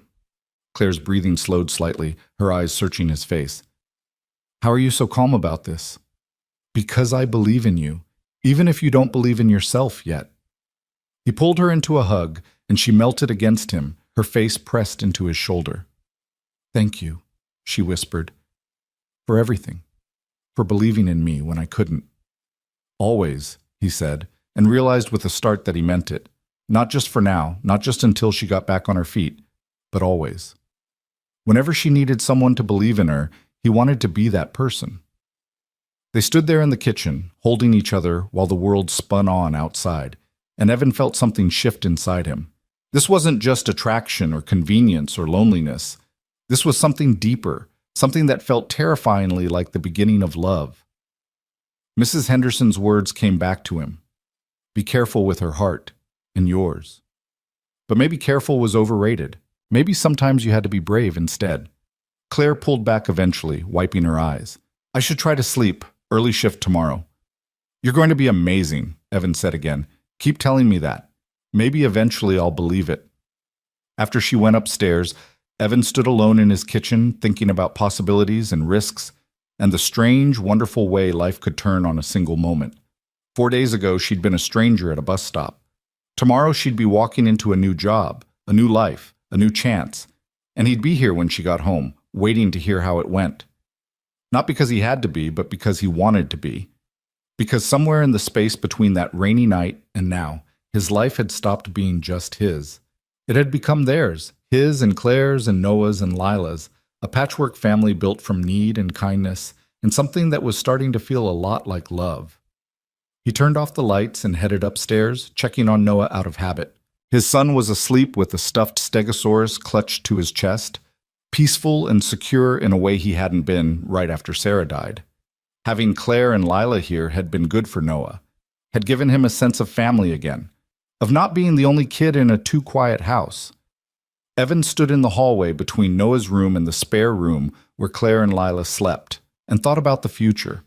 Not the distant future. That was still too uncertain, too frightening. Just tomorrow, and the day after that, and all the small moments that would add up to something bigger. Whatever happened, whatever this became, he knew one thing for certain. Stopping at that bus stop had changed his life. Maybe saved it, in a way he hadn't even known it needed saving. And if that made him foolish or reckless or too willing to believe in second chances, then so be it. Some chances were worth taking. Some people were worth the risk. And as Evan finally climbed into his own bed, he found himself hoping that Claire would think so too. Morning arrived with the aggressive beeping of Claire's alarm at 5:30, a sound that jolted Evan awake despite it being in another room. He lay there for a moment, listening to the muffled sounds of Claire moving around, water running, footsteps on the stairs. He should go back to sleep. He didn't need to be up for another hour, but somehow his body wouldn't cooperate. Instead, he found himself pulling on sweatpants and heading downstairs. Claire was in the kitchen, already dressed in fresh scrubs, her hair pulled back in a neat ponytail. She was staring at the coffee maker like it held the secrets of the universe, her hands wrapped around an empty mug. "You're up early," she said without turning around. "You didn't have to." "I know. Couldn't sleep." Evan took the mug from her hands and filled it once the coffee finished brewing. "First day jitters are contagious, apparently."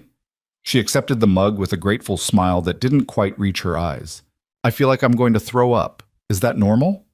"Completely normal. I threw up before my first day at the warehouse. Sarah had to physically push me out the door." "That's somehow comforting." Claire took a sip of coffee, winced at the heat, tried again. "What if I'm terrible? What if they realize they made a mistake hiring me?" "Then they'll train you until you're not terrible. But you won't be terrible. You're going to walk in there and remember why you love this job." Evan pulled eggs from the refrigerator. "Eat something. You can't work a 12-hour shift on just coffee and anxiety." "I'm not hungry." "Doesn't matter. Eat anyway." He made scrambled eggs and toast while Claire paced the kitchen, checking and rechecking her bag. ID badge, stethoscope, pen, notebook, the good luck drawing from Noah carefully folded in her pocket. Evan recognized the nervous energy, the need to control something when everything felt chaotic. He'd done the same thing after Sarah died, obsessively organizing things that didn't need organizing just to feel like he had a handle on any part of his life. "Sit," he commanded gently, setting a plate in front of her. "Eat. Breathe. You're going to be fine." Claire sat, but only picked at her food, moving it around the plate more than actually eating it. Upstairs, Lila started to cry. Her morning feeding cry, distinctive from her other various cries that Claire had learned to interpret like a language. "I should—" Claire started to stand, but Evan waved her back down. "I've got her. Finish your breakfast." He went upstairs and found Lila in her bassinet, face red and scrunched up with displeasure at having been left alone. The moment Evan picked her up, she quieted slightly, though her lower lip still trembled with the injustice of it all. "I know, sweetheart. Your mama's got a big day and she's stressed about leaving you, but Mrs. Henderson's coming at 7, and she's going to spoil you absolutely rotten." He carried Lila downstairs, grabbed a bottle from the fridge with his free hand. He was getting good at the one-handed parent juggling act, and settled on the couch to feed her. Claire appeared in the doorway of the living room, her expression soft and complicated as she watched him with her daughter. "You're really good at this, the whole baby thing. Muscle memory, it's like riding a bike, except the bike screams and needs to be fed every 3 hours." Lila was drinking contentedly now, her tiny hands wrapped around Evan's much larger one. "She's going to be fine today, Claire. And so are you. What if she needs me? What if her asthma flares up and I'm not there?" "Then Mrs. Henderson will handle it. She has all your contact information. She knows where the nebulizer is. She's raised more children than both of us combined. Lila is in good hands." Claire came and sat beside them on the couch, reaching out to stroke her daughter's cheek. "I've never left her before. Not for more than an hour or two." "I know, and that's hard. But you're not abandoning her. You're taking care of her, working so you can provide for her. That's what good parents do. Is that what you told yourself when you had to go back to work after Sarah died?" The question caught Evan off guard. "Yeah, actually, every single day for about 6 months. Noah would cry when I dropped him off at daycare, and I'd sit in my car in the parking lot feeling like the worst father in the world. But I went to work anyway because not going meant we'd lose the house, lose everything, and eventually it got easier. Noah adjusted, I adjusted, we survived." "How long until it stopped hurting?" "It still hurts sometimes, but the hurt gets smaller, more manageable. You'll see." They sat in comfortable silence while Lila finished her bottle, the baby's eyes starting to droop with satisfaction. The sun was coming up now, pale light filtering through the windows, and somewhere outside a neighbor started their car. The world waking up, moving forward, indifferent to anyone's anxiety or fear. At 6:45, Mrs. Henderson's key turned in the lock. Evan had given her one years ago for emergencies that had somehow become routine. She bustled in with her usual energy, already making plans aloud. Good morning, good morning. Claire, you look beautiful. Evan, thank you for getting her fed. Now shoo, both of you. Lila and I have a very important schedule today involving that new toy piano and possibly some unsanctioned cookie consumption. She's 6 months old, Evan pointed out. She can't have cookies. The cookies are for me. The baby gets to watch and learn about the finer things in life. Mrs. Henderson shooed them toward the door. Claire, go save lives. Evan, go move boxes or whatever it is you do all day. This household is under new management. Claire was laughing despite her nerves as Evan drove her to the hospital. She's something else. She's been my lifeline since Sarah died. I honestly don't know what I would have done without her. He glanced over at Claire. You ready for this? No, but I'm doing it anyway. That's the spirit. He pulled up to the hospital entrance and Claire sat there for a moment, staring at the building like it might swallow her whole. Evan reached over and took her hand. You've got this. And I'll be here at 6 to pick you up. Text me if you need anything, if you want me to check on Lila, anything at all. Okay. She squeezed his hand, then took a deep breath and opened the door. Okay, I can do this. You can do this? Evan confirmed. He watched her walk through the automatic doors, her spine straight and her chin up despite the nerves he knew were eating her alive. And he felt that same swell of pride he'd felt at the interview, that sense of being invested in her success in a way that went beyond just helping someone in need. The day at work dragged interminably. Evan found himself checking his phone constantly, waiting for some text from Claire. Good news, bad news, any news. But she'd said no contact during shifts unless it was an emergency, and he was trying to respect that boundary even though it was killing him. At lunch, he texted Mrs. Henderson. How's Lila? The response came back immediately. Perfect angel, currently napping. Stop worrying. Easier said than done. Evan had never been good at the waiting part, the helpless standing by while someone he cared about faced something difficult. It had been torture during Sarah's cancer treatments, sitting in waiting rooms while doctors did things he couldn't help with, couldn't control, couldn't fix. This was different, but somehow the same. Claire was out there trying to rebuild her life, and all he could do was wait and hope. His phone buzzed around 2 o'clock. A text from Claire. Survived morning, only cried once. Patient load manageable. Missing Lila, but okay. Evan typed back, proud of you. Lila's great.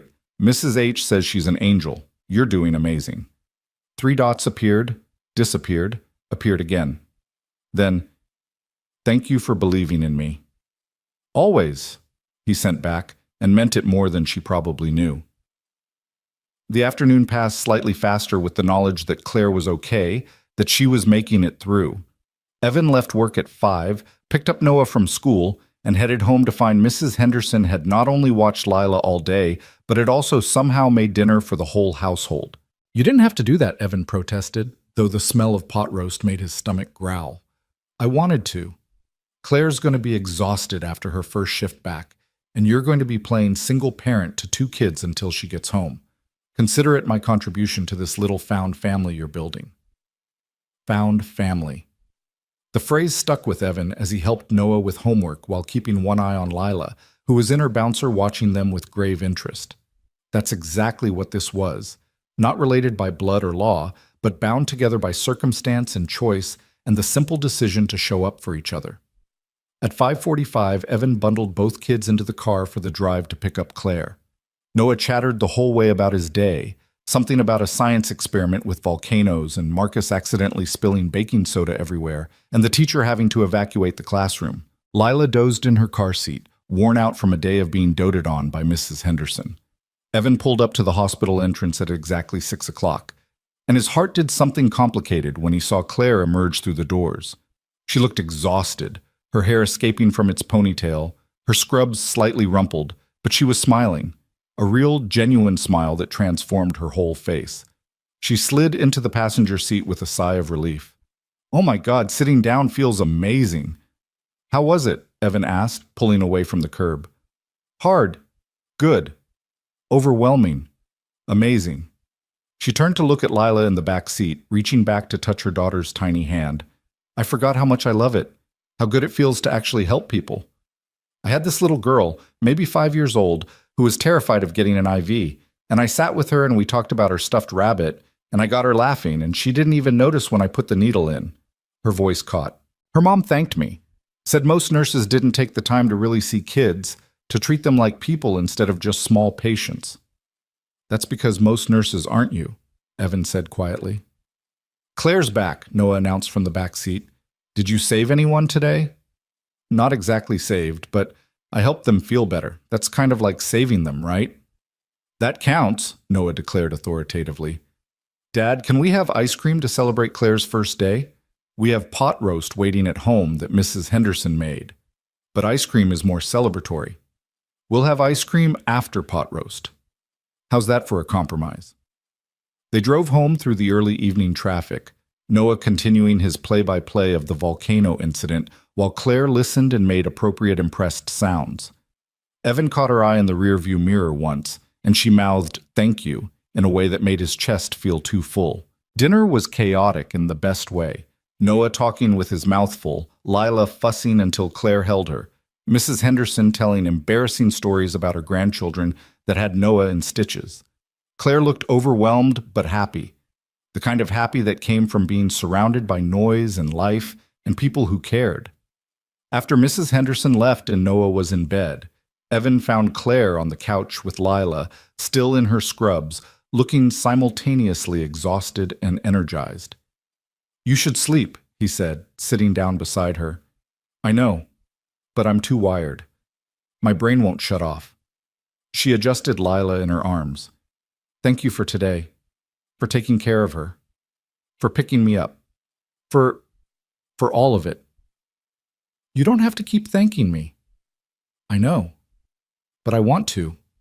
She looked at him, and something in her expression made Evan's breath catch. I keep waiting for the catch, for the moment when you tell me what you really want, what this is actually costing me. Because in my experience, nobody does this much for someone without expecting something in return. What if I told you I'm not expecting anything? Then I'd say you're either a saint or a liar, and I don't believe in saints. Evan thought about how to answer that. He could lie, could pretend this was purely altruistic, or he could be honest, even if honesty was terrifying. I'm not a saint, he said slowly. And you're right. I do want something. I want to not feel alone anymore.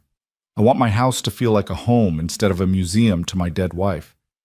I want Noah to have something resembling a normal family. And I want... He stopped, then pushed forward. I want to see where this goes, between us. Not because I rescued you or because you owe me, but because I like you. Because you make me laugh and you call me on my crap, and you fit here in a way I didn't know I was missing. Claire was very still, her eyes wide. Evan, I know it's complicated. I know the timing is terrible, and the power dynamics are messy, and we should probably wait until you're more stable. But I'm tired of being careful. I spent 3 years being careful, protecting myself, not letting anyone too close, and I'm done with that. He reached out and tucked a strand of hair behind her ear, his hand lingering on her cheek. So yeah, I want something. I want you. Not because I helped you, but because of who you are. I'm a mess, Claire whispered. I'm barely holding it together. I have a daughter and trauma and trust issues, and I'm a widower with a 7-year-old and my own trauma, and I haven't been on a real date in 4 years. We're both disasters. Maybe that's the point. She laughed, shaky and breathless. This is crazy. Probably. Is that a no? It's not a no. She shifted Lila to her other shoulder, leaning closer to him. It's a, let's take it slow and see what happens. It's a, I'm terrified, but I want to try. It's a, Evan kissed her, just leaned forward and closed the distance between them, cutting off her words with his lips on hers. It was gentle, careful, a question more than a statement. And after a moment of surprise, Claire kissed him back, her free hand coming up to cup his face, and it felt like something clicking into place, like the universe saying yes, this is right. They broke apart slowly, and Claire was smiling, that beautiful, genuine smile that made everything worthwhile. "Okay," she said. "Okay, let's try this." "Yeah?" "Yeah, but slow, really slow. I need time to figure out what's real and what's just gratitude and trauma bonding." "As slow as you need," Evan promised. "I'm not going anywhere." Lila chose that moment to start fussing, demanding attention, and they both laughed at the timing. Claire stood up to put her daughter down for the night, pausing to lean down and kiss Evan once more, quick and sweet and full of promise.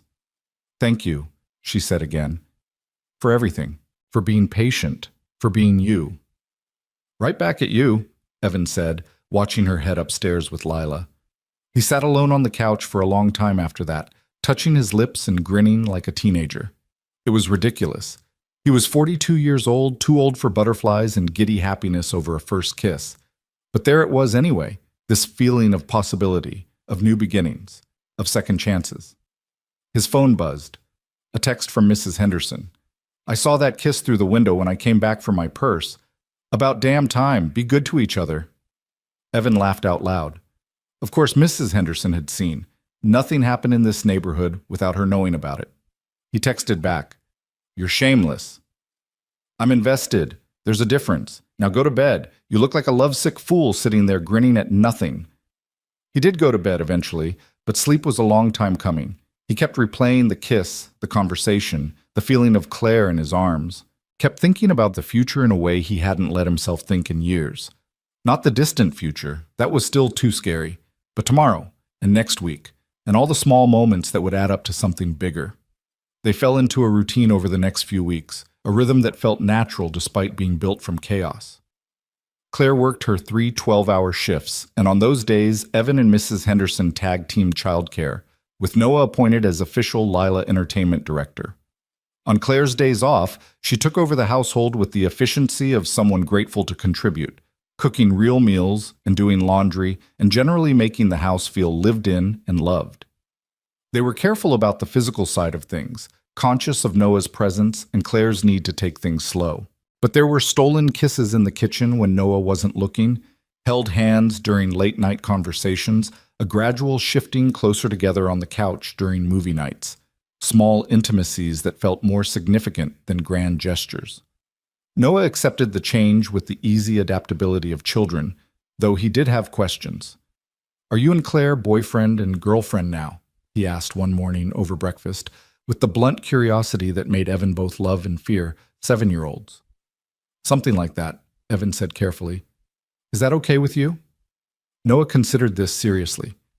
"Does that mean she's staying forever?" "I don't know about forever, but for a while, yeah." "Good.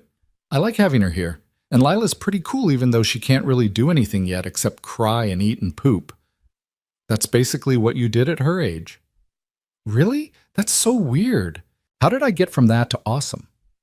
"Practice and good parenting," Evan said, ruffling his son's hair. "Does this mean Lila's like my sister?" The question stopped Evan cold. He hadn't thought that far ahead, hadn't considered how Noah might be interpreting this new family structure. "Would you want her to be?" "I think so. Marcus at school has a little sister and he complains about her a lot, but he also says she's pretty fun sometimes. And Lila doesn't really do anything annoying yet except cry when I'm trying to sleep. Let's just see what happens, okay? But yeah, buddy, you can think of her as a sister if you want to."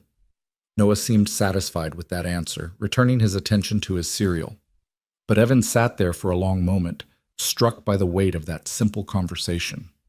They were becoming a family, not through traditional means, not through marriage or official adoption, but through choice and proximity and the simple act of showing up for each other every day. That afternoon, while Noah was at school and Lila was napping, Evan and Claire found themselves alone for the first time in days. They were supposed to be doing laundry, but somehow they'd ended up on the couch instead, Claire tucked under Evan's arm, just talking. "Noah asked if Lila was his sister today," Evan said. Claire stiffened slightly. "What did you tell him?" "I said she could be if he wanted her to be. Was that okay?" Yeah, it's okay. It's just, that's a big thing. That's a commitment." "I know, but Claire, we're already committed. Maybe not legally or officially, But we're living together, raising kids together, figuring out this life together. At what point do we stop calling it temporary? She was quiet for a long moment, her fingers tracing patterns on his chest. I'm scared. Of what? Of this not being real. Of waking up one day and realizing we were just two broken people who clung to each other because we were both drowning. Of it falling apart and having to start over again, except now there are kids involved who'll get hurt too. Evan understood that fear intimately. He'd felt it himself late at night when the anxiety kept him awake. What if I told you I think about that too?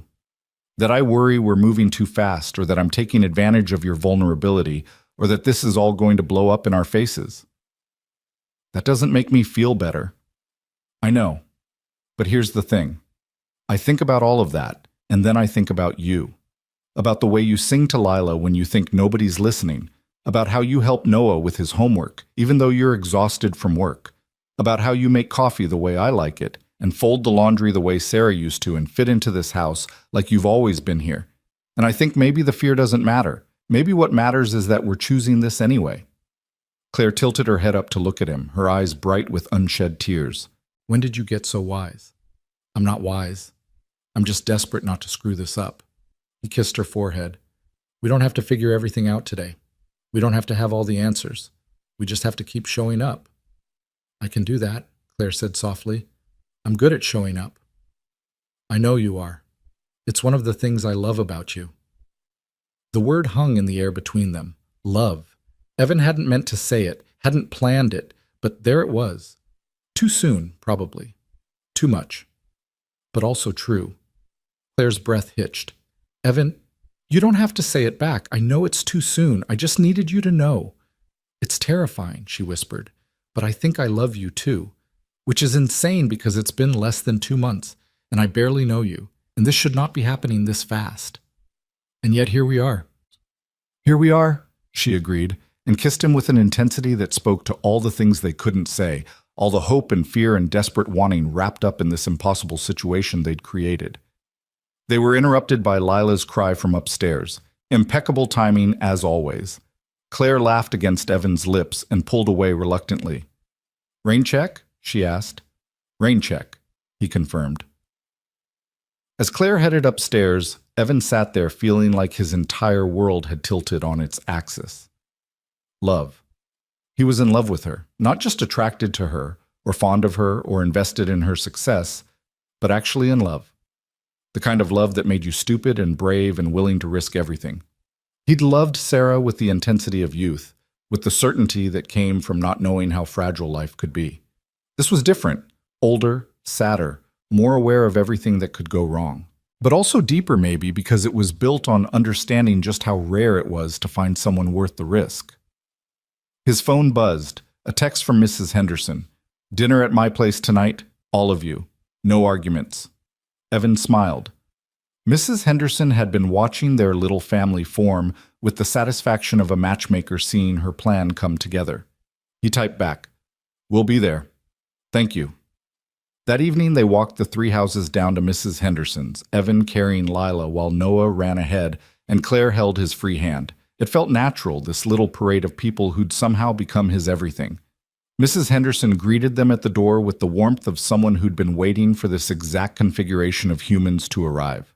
Dinner was loud and chaotic, with Mrs. Henderson's grandson visiting and providing Noah with a partner in crime. The 2 boys constructed elaborate scenarios with action figures while the adults talked and Lila dozed contentedly in Claire's arms. It was domestic and ordinary and absolutely perfect. Walking home later, Noah between them holding both their hands, Lila asleep on Evan's shoulder, Claire leaned over and whispered, This feels like a family. That's because it is a family, Evan whispered back. And looking at them, this collection of people thrown together by circumstance and held together by choice, he knew it was true. They might not fit any traditional definition, might not make sense on paper, but they were family nonetheless. The kind you built instead of inherited, the kind that mattered more because you chose it. That night, after Noah was in bed and Lila was settled, Evan found Claire in the spare room, her room, though she still called it the spare room, like she was afraid to claim it too permanently. She was folding laundry, and there was something about the domesticity of the moment that made Evan's heart ache. "Hey," he said from the doorway. She looked up and smiled. "Hey, yourself. I've been thinking." "That sounds dangerous." "Probably, but I think we should make this official." Claire's hand stilled on the laundry. "What do you mean?"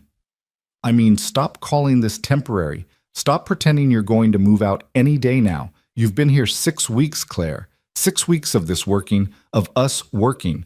At what point do we admit this is permanent?" "Evan, I'm not asking you to marry me," he said quickly. "Not yet, anyway. I'm just asking you to stop living like you're going to leave, to actually unpack all your boxes, to let this be home instead of just a place you're staying." Claire set down the shirt she was holding and walked over to him. "You really want that? You want us to stay?" "I want you to stay. I want Lila to stay. I want to keep waking up to the sound of her crying and your singing and the smell of actual food being cooked. I want Noah to have a sister and you to have a family and all of us to stop being so damn careful all the time. What if it doesn't work out? What if it does?" He pulled her closer. "Claire, I spent 3 years being too scared to take chances, too scared to date, too scared to let anyone in, too scared to believe I could have this again. And then you showed up at that bus stop and suddenly I'm not scared anymore. Or I am, but I'm doing it anyway. Because you're worth it. We're worth it." She was crying now, silent tears streaming down her face. "Okay. Okay. Okay, we'll stay. We'll unpack the boxes. We'll stop pretending this is temporary." She laughed through her tears. "We'll be your family." Evan kissed her then, deep and thorough and full of promise. And when they finally broke apart, he realized this was what coming home felt like. Not a place, but a person. Not safety, but the willingness to be brave enough to risk everything for something real. They stood there in the doorway of what was no longer a spare room but Claire's room, holding each other while the house settled around them. Outside, Portland did what Portland does best. Started to rain, that steady precipitation that felt less like weather and more like a constant companion. The same rain that had brought them together 2 months ago, that had given them this second chance at family and love and hope. "Thank you," Claire whispered against his chest. "For what?" "For stopping, for seeing me, for giving us a home." "Thank you for letting me," Evan said.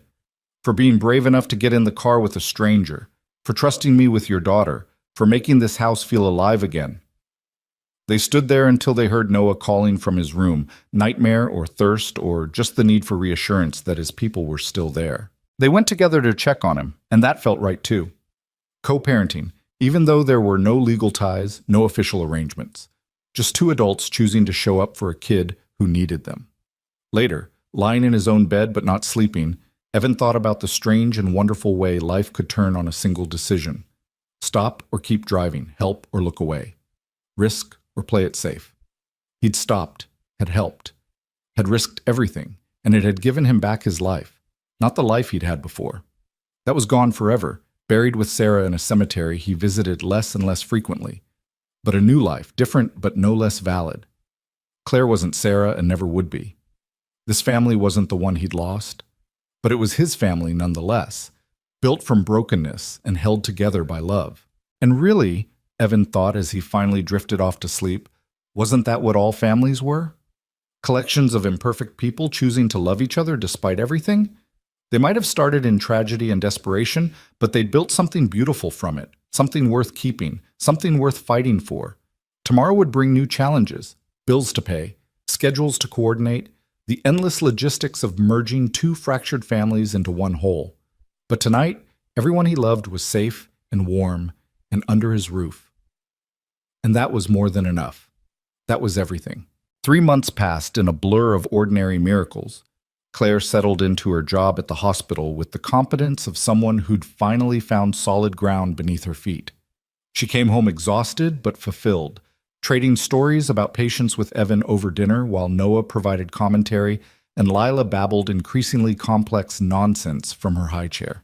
The boxes in her room, their room really, though they still maintained separate bedrooms for Noah's sake, had been unpacked weeks ago, her clothes mixed with Sarah's old things in the closet, her toiletries claiming space in the bathroom. Small acts of permanence that felt monumental. But permanence, Evan was learning, didn't mean everything was perfect. It just meant you stayed even when things got hard. The first real fight happened on a Tuesday in late autumn. Evan came home from work to find Claire in the kitchen, tension radiating from every line of her body. Lila was crying, that particular cry that meant she'd been crying for a while, and Noah was nowhere to be seen. "What's wrong?" Evan asked, immediately on alert. "Nothing," Claire said, her voice tight. "Everything's fine." "That's clearly not true. Where's Noah?" "In his room. We had a disagreement." Evan's stomach dropped. "What kind of disagreement?" "The kind where he told me I'm not his mother and I can't tell him what to do." Claire's voice cracked on the last word. She was trying to hold it together, but Evan could see the hurt bleeding through. "He wouldn't do his homework. I asked him 3 times, then told him no TV until it was done. And he—" She broke off, blinking back tears. Evan felt torn in 2 directions, comfort Claire or deal with Noah. He chose Noah first, taking the stairs 2 at a time. His son was on his bed, arms crossed, face mutinous. "Want to tell me what happened?" Evan asked, keeping his voice calm. "She's not my mom," Noah said immediately. "She can't boss me around. She's an adult who lives in this house and helps take care of you. That means she can absolutely tell you to do your homework. But she's not Mom. She's just Claire." And there it was, the grief they'd all been dancing around, the ghost that still lived in every corner of this house. Evan sat down on the edge of Noah's bed, choosing his words carefully. "You're right. She's not Mom. Nobody's ever going to be Mom. But, buddy, Claire loves you. She makes your lunch every morning. She helps with your homework. She comes to your school events. She does all the things moms do." "But she didn't choose me," Noah said, and his voice was small now, vulnerable. "She chose you. I'm just here because I come with you." Oh God. Evan felt his heart crack open. "Noah, look at me." He waited until his son's eyes met his. "Claire absolutely chose you. She could have found her own apartment by now, could have gone anywhere. But she stays here because this is her family. You're her family. Do you understand that? Then why doesn't she love me like Mom did? She does love you, just differently, and that's okay. Love doesn't have to look the same to be real." Evan pulled Noah into a hug, feeling his son's skinny arms wrap around him tight. "I know this is confusing. I know you miss Mom. I miss her too. But that doesn't mean we can't love other people. It doesn't mean Claire isn't important." "I made her cry," Noah whispered against Evan's shoulder. "I didn't mean to make her cry." "I know, bud. How about you come downstairs and apologize?" They found Claire in the living room, rocking Lila and staring at nothing. She looked up when they entered, her expression guarded. "I'm sorry," Noah said immediately. "I didn't mean to be mean. I was just mad about homework, and I said something stupid." Claire's face softened. "Come here." She shifted Lila to one arm and held the other out to Noah, who went to her hesitantly. "I'm sorry, too. I shouldn't have pushed so hard about the homework. And Noah, you're right. I'm not your mom. But I love you anyway. Not because of your dad, but because of you. Because you're smart and funny and kind. And being part of your life is a privilege, okay?" "Okay," Noah said, voice muffled against her shoulder. "Can we still have TV time?" "After homework," Claire said, but she was smiling now. "Nice try, though." That night, after both kids were asleep, Evan and Claire sat on the back porch despite the cold, wrapped in blankets and holding hands in the dark. "That was hard," Claire said quietly. "Yeah, but we got through it." "Did we? Or did we just postpone the explosion?" She turned to look at him. "Evan, I don't know how to be a stepmom. I don't know where the lines are, what I'm allowed to enforce, how much authority I actually have. And I'm terrified of overstepping, but also terrified of being irrelevant." "You're not irrelevant. You could never be irrelevant." He squeezed her hand. "But you're right. We need to figure out the rules. What discipline looks like, how we present ourselves to Noah, all of it. We've been winging it, and that worked when things were easy. But now we need a real plan," Claire finished. "We need to actually talk about what this family looks like." They stayed up until 2 in the morning, talking through logistics and boundaries and expectations. It wasn't romantic or exciting, just 2 adults trying to figure out how to blend their lives without breaking anything important. But it felt necessary, this unglamorous work of building something sustainable. I think we should tell Noah the truth, Evan said finally. About us. About the fact that we're together, that this is permanent. He's old enough to understand, and I think the uncertainty is making things harder. What if he's not ready? What if he sees it as replacing Sarah?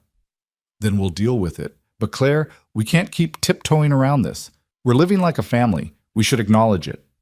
So the next evening, they sat Noah down for what Evan called a family meeting, which immediately made Noah suspicious because family meetings were usually about serious things like moving or money problems. Are we poor? Noah asked immediately. Is that why Claire's here? Because we can't afford our own house anymore? No, buddy, we're not poor. We're fine. Evan glanced at Claire, who nodded. But we do need to talk to you about something important, about me and Claire. Are you getting married? Noah's eyes went wide. Because Marcus's dad got married to someone new, and Marcus says she's actually really nice, but his mom was super mad about it, and... Slow down, Claire interrupted gently. We're not getting married, not right now anyway, but we are together, like boyfriend and girlfriend. And we wanted you to know that this isn't temporary. We're a family now, you, me, your dad, and Lila. Noah was quiet for a long moment, processing. Then, does that mean you're staying forever? If you'll have us, yeah, Claire said. This is our home now. Your home, my home, Lila's home, all of us together. And you really love Dad? Like, actually love him? Not just staying because you need help? The directness of the question caught Claire off guard. She looked at Evan, then back at Noah. I really love him. And I really love you, both of you. I know it's different from your mom, and I'm not trying to replace her, but yeah, this is real. Noah thought about this seriously, his face scrunched up in concentration. Finally, he said, Okay, but I have rules. Rules? Evan repeated, trying not to smile. Yeah, Rule 1. No kissing where I can see it because that's gross. Rule 2. You have to keep making good breakfasts because Claire's pancakes are way better than yours, Dad. Rule 3. Lila's my sister now, which means I get to teach her stuff and you can't stop me. And Rule 4. He paused dramatically. You have to promise you're not going to leave, because people keep leaving and I don't like it. The last rule hit Evan like a physical blow. Of course. Of course that's what Noah was really afraid of. Not that Claire would replace Sarah, but that Claire would leave too. I promise, Claire said, her voice thick with emotion. I'm not going anywhere, Noah. This is home. You're stuck with me. Okay, then I guess you can be my family. He stood up, clearly considering the conversation over. Can I go play now? I want to build this really cool Lego spaceship before bed. Yeah, buddy, go ahead. After Noah left, Evan pulled Claire into a hug. You okay? I will be. That was terrifying. You did great. He loves you, you know. He just needed to hear you say you're staying. I meant it, Claire said fiercely. I'm not leaving. This is where I belong. And she proved it in 100 small ways over the following weeks. She showed up to Noah's school play, a truly terrible production of something involving pirates, and cheered louder than any other parent. She rearranged her shifts to make sure she was home for parent-teacher conferences. She learned to French braid hair by watching YouTube videos because Noah had mentioned offhand that some of the girls at school had cool braids. Small acts of mothering that had nothing to do with biology and everything to do with choice. Thanksgiving came with its own complications. Claire's sister called, the first time they'd spoken in 3 years, having somehow heard through mutual friends that Claire had a baby and wanted to reconnect. The conversation left Claire shaken and angry and sad all at once. She wants to come for Christmas, Claire told Evan that night, pacing the bedroom. Says she wants to meet Lila, wants to fix things between us. But she wasn't there when I needed her.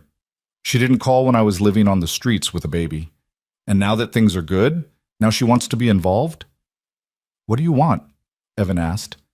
I don't know. Part of me wants to tell her to go to hell. Part of me wants my sister back. She stopped pacing, running her hands through her hair. What would you do? Evan thought about it. I'd probably give her a chance. Not because she deserves it, but because you do.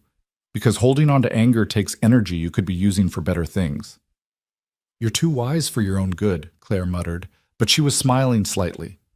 They invited Claire's sister, Rebecca, for Christmas Eve, with the understanding that it was a trial run. If things went badly, she wouldn't be invited back. It felt like a reasonable boundary, a way to test the waters without committing to anything permanent.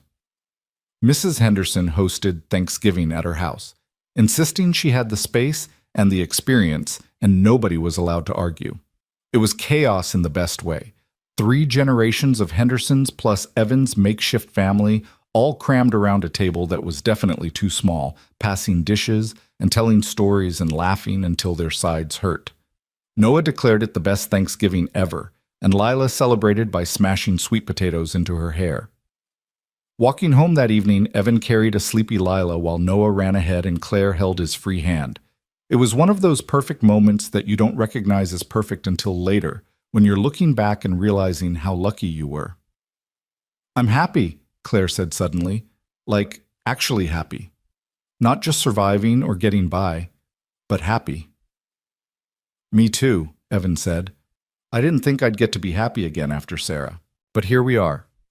"Here we are," she echoed. They walked in comfortable silence for a moment, then, "Evan, I think I'm ready." "Ready for what?" "To make this official, to not just be living together, but actually together. I want to move my stuff into your room. I want Noah to see us as a real couple. I want to stop being so careful all the time." Evan's heart was suddenly pounding. "You sure?" "I'm sure. I love you. I trust you. And I'm tired of sleeping in separate rooms like we're characters in a Victorian novel." He laughed, stopping right there on the sidewalk to kiss her properly, not caring who saw. "I love you too. And yes, let's do it. Let's be official." They moved Claire's things that weekend, Noah helping with an enthusiasm that suggested he'd been waiting for this development. The spare room became Lila's nursery officially, painted a soft yellow with stars on the ceiling that Noah had insisted on. Claire's clothes filled Sarah's empty dresser drawers. Her books went on the shelves. Her presence claimed every corner. It should have felt like an intrusion, like betrayal. Instead, it felt like healing, like the house exhaling after holding its breath for too long. Christmas approached with its own brand of chaos. Evan took Noah to pick out a tree, a tradition from before Sarah died, that he'd maintained out of sheer stubbornness. This year, Claire and Lila came too, and the whole expedition felt different, better, complete. "That one?" Noah pointed to a tree that was definitely too big for their living room. "That one's huge," Evan protested. "It won't fit." "We'll make it fit," Claire said, her eyes sparkling. "It's perfect." They bought the too big tree and wrestled it into the house, filling the living room with pine scent and sap and the kind of mess that meant people actually lived there. They decorated it together, Noah in charge of ornament placement, Lila mostly just grabbing at shiny things, Claire and Evan stringing lights and trying not to get electrocuted. Some of the ornaments were Sarah's, and Evan waited for the wave of grief that usually accompanied them. But it didn't come. Just a gentle sadness, mixed with gratitude that he got to have this again. "Tell me about this one," Claire said, holding up an ornament made from popsicle sticks and excessive glitter. "Noah made that when he was 4. Preschool art project. Sarah hung it front and center every year." "Then front and center it goes," Claire said, giving it pride of place on the tree. Later that night, after Noah was in bed and they were cleaning up wrapping paper and ornament boxes, Claire brought up something that had clearly been on her mind. "Would it be weird if I wanted to visit Sarah's grave?" Evan looked up in surprise. "Why would you want to do that?" "Because she's part of this family too. Because she gave you Noah, and she loved you, and she made you who you are. And I feel like, I don't know, like I should acknowledge that somehow. Thank her maybe for raising such a good man." Evan felt tears prick his eyes. "That's not weird. That's actually really beautiful." So on Christmas Eve morning, before Rebecca was due to arrive, the 4 of them drove to the cemetery. It was cold and gray, typical Portland winter weather, but the rain had stopped for once. Noah ran ahead to his mother's grave. He'd been here enough times to know the way, while Evan carried Lila and Claire walked beside him, nervous. Sarah's headstone was simple. Her name, her dates, the words beloved wife and mother. Noah had already placed a candy cane on it, another tradition, because Sarah had loved candy canes. Evan set Lila down carefully on the grass, the baby immediately fascinated by the texture. "Hi, Sarah," Claire said softly. "I'm Claire. I'm I'm with Evan now, and I wanted to say thank you. For him, for Noah, for showing them what love looks like. I promise I'll take care of them. I promise I'll love your son like he's mine. And I promise I won't try to replace you, because nobody could. But I hope wherever you are, you're okay with this. With us. Evan had to turn away, overwhelmed. Noah came over and took his hand. It's okay, Dad. Mom would like Claire. I think they would have been friends. Yeah, buddy, I think so too. They stood there for a few more minutes, this patchwork family saying goodbye to the person who'd made half of it possible. Then they went home to prepare for Claire's sister, for Christmas Eve, for the next chapter of their constantly evolving story. Rebecca arrived at 3, nervous and apologetic, and clearly overwhelmed by the life her sister had built. She was younger than Claire by 3 years, with the same dark hair, but none of Claire's hard-earned confidence.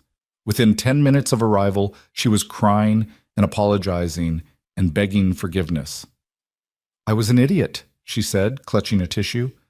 I said terrible things when you got pregnant, and I was wrong. I was so wrong. And then I heard you'd lost your job, and I wanted to call, but I was too ashamed, and... She looked at Lila, sleeping peacefully in Claire's arms. She's beautiful. You made a beautiful baby, Claire. Her name's Lila, Claire said carefully. And yes, she's pretty great. Dinner was awkward, but not terrible. Rebecca tried too hard, laughing too loud at Noah's jokes and asking too many questions. But underneath the nervousness, Evan could see genuine remorse, genuine love. She'd made mistakes, but she was trying to fix them. That had to count for something. After dinner, while the kids played in the living room, Lila on her playmat, Noah building an elaborate Lego creation. Rebecca pulled Claire aside in the kitchen. You landed on your feet, Rebecca said. I was so worried about you. When I heard you were homeless, I almost called. I should have called. But you didn't, Claire said, not unkindly, just stating fact. I know, and I'm sorry. I'm so sorry. Rebecca twisted her hands together. But Claire, you seem happy, really happy. And this Evan guy seems great, and Noah's adorable, and you have this whole life. I'm proud of you. I'm proud of me too, Claire said. But Rebecca, if we're going to rebuild this, you need to understand something. I don't need you anymore. I wanted you, needed you desperately, but you weren't there. And I survived anyway. I built this life without you. So if you want back in, it's because I'm choosing to let you in, not because I need you. Do you understand? I understand, and I'm grateful. I really am. They didn't fix 3 years of hurt in one evening, but they made a start. Rebecca left with promises to call, to visit regularly, to actually show up this time. And Claire let her go with cautious hope that maybe, just maybe, she could have her sister back. That night, after everyone else was asleep, Evan found Claire on the couch staring at the Christmas tree lights. You okay? He asked, sitting beside her. Yeah, just thinking about how much has changed. 6 months ago, I was at a bus stop with nowhere to go. Now I have a job, a home, a family, maybe even my sister back. It feels impossible. But it's not impossible. It's just your life. Our life, she corrected, leaning into him. Evan, I want to make this even more official. What do you mean? Claire took a deep breath. I want to get married. Not right now, not tomorrow, but eventually. I want Noah to know this is permanent. I want Lila to grow up with married parents. She turned to look at him. I want you to be my husband. Officially, legally, forever. Evan felt like his heart might burst out of his chest. Are you proposing to me? Maybe. Is that allowed? Can I propose to you? There are no rules, Claire. We've been making this up as we go along the whole time. He cupped her face in his hands. But yes. Yes, I'll marry you, whenever you're ready, however you want to do it. Yes. They kissed there in the glow of the Christmas tree lights, sealing a promise that had been building since that rainy night 6 months ago. A promise to show up, to stay, to build something real from the ruins of their separate tragedies. We should probably get an actual ring at some point, Claire said, laughing against his lips. Probably. But for now, this is enough. Christmas morning was chaos in the best way. Noah up at 5:30, Lila confused but excited by all the noise, presents everywhere, and wrapping paper shredded across the floor. They'd gone overboard on gifts, Evan knew they had, but it felt important to celebrate, to mark this first Christmas as a real family.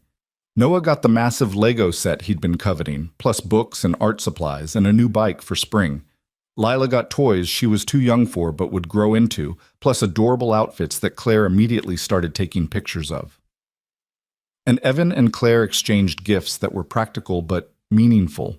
A new stethoscope for her, a nice jacket for him, small acknowledgments of their everyday lives. But the best gift was intangible. The feeling of being surrounded by people who loved you, who chose you, who showed up even when things got hard. Evan watched Noah help Lila open a present, watched Claire laugh at something ridiculous, and felt overwhelmed by gratitude. This was his life now, not the one he'd planned, not the one he'd lost, but this one. Messy and complicated and absolutely perfect. Mrs. Henderson came over for Christmas dinner because of course she did. She'd been part of this family longer than Claire had, the steady presence that had held them together when everything was falling apart, and she cried actual tears when Evan announced, with Claire's permission, that they were engaged. "I knew it," Mrs. Henderson declared, dabbing at her eyes with a napkin. "I knew from that first night. You two were meant to find each other." "You're shameless," Evan said, but he was grinning. "I prefer the term emotionally invested. Now, when's the wedding? I have hats to buy." They hadn't set a date, hadn't made any concrete plans beyond the decision to actually do it. But over the following weeks, they started talking seriously about logistics. Spring wedding, they decided. Small ceremony, just close friends and family. Noah as ring bearer because he'd never forgive them if he wasn't included. Lila as the world's youngest flower girl, even though she probably wouldn't actually walk down the aisle so much as be carried. Claire wanted it at Mrs. Henderson's house, in the backyard where they'd had so many family dinners. Evan wanted to write their own vows because traditional promises didn't quite fit their non-traditional circumstances. They compromised on everything, finding middle ground with the ease of people who'd learned how to communicate through necessity. "I can't believe this is real," Claire said one evening in late January, curled up beside Evan on the couch. "Sometimes I still wake up expecting to be at that bus stop." "It's real. We're real. This life is yours now." "Ours," she corrected. "This life is ours." Winter melted into early spring, Portland trading rain for cherry blossoms and longer days. Claire got a promotion at work, shift supervisor, with a pay raise that made her cry with relief. Noah turned 8 with a dinosaur-themed party that was exactly as chaotic as expected. Lila started pulling herself up on furniture, preparing for the day she'd walk and destroy everything at toddler height. And through it all, Evan and Claire kept showing up for each other. Through bad days and good days, through stress and joy, through the ordinary struggles of blending a family. They fought sometimes, about discipline, about money, about whose turn it was to do dishes. But they always came back together, always chose each other, always remembered they were on the same team. The wedding was set for May 10th, a Saturday that promised good weather if Portland could be trusted to deliver such things. Evan found himself getting nervous as the date approached, not because he had doubts, but because he wanted everything to be perfect for Claire. She deserved perfect after everything she'd been through. "Stop fussing." "Was, Mrs. Wall," Henderson told him a week before the wedding, catching him rearranging chairs in her backyard for the third time. "Claire doesn't care about perfect, she cares about you." "I know, but I want her to have a day she'll remember." "Trust me, honey, she'll remember. Now go home and let me finish decorating. You're underfoot." The night before the wedding, Claire had a small panic attack around midnight. Evan found her in the kitchen, hyperventilating over a glass of water. "What if this is a mistake?" she gasped. "What if we're moving too fast? What if—" "Claire, breathe." He took her hands, grounding her. "Look at me. Do you love me?" "Yes, of course, but—" "Do you want to spend your life with me and Noah and Lila?" "Yes, but that's not—" "Then it's not a mistake. It's just scary. There's a difference." He pulled her into a hug, feeling her gradually relax against him. "It's okay to be scared. I'm scared too. But we're doing this anyway because we're brave and stupid and hopelessly in love." She laughed wetly against his shoulder.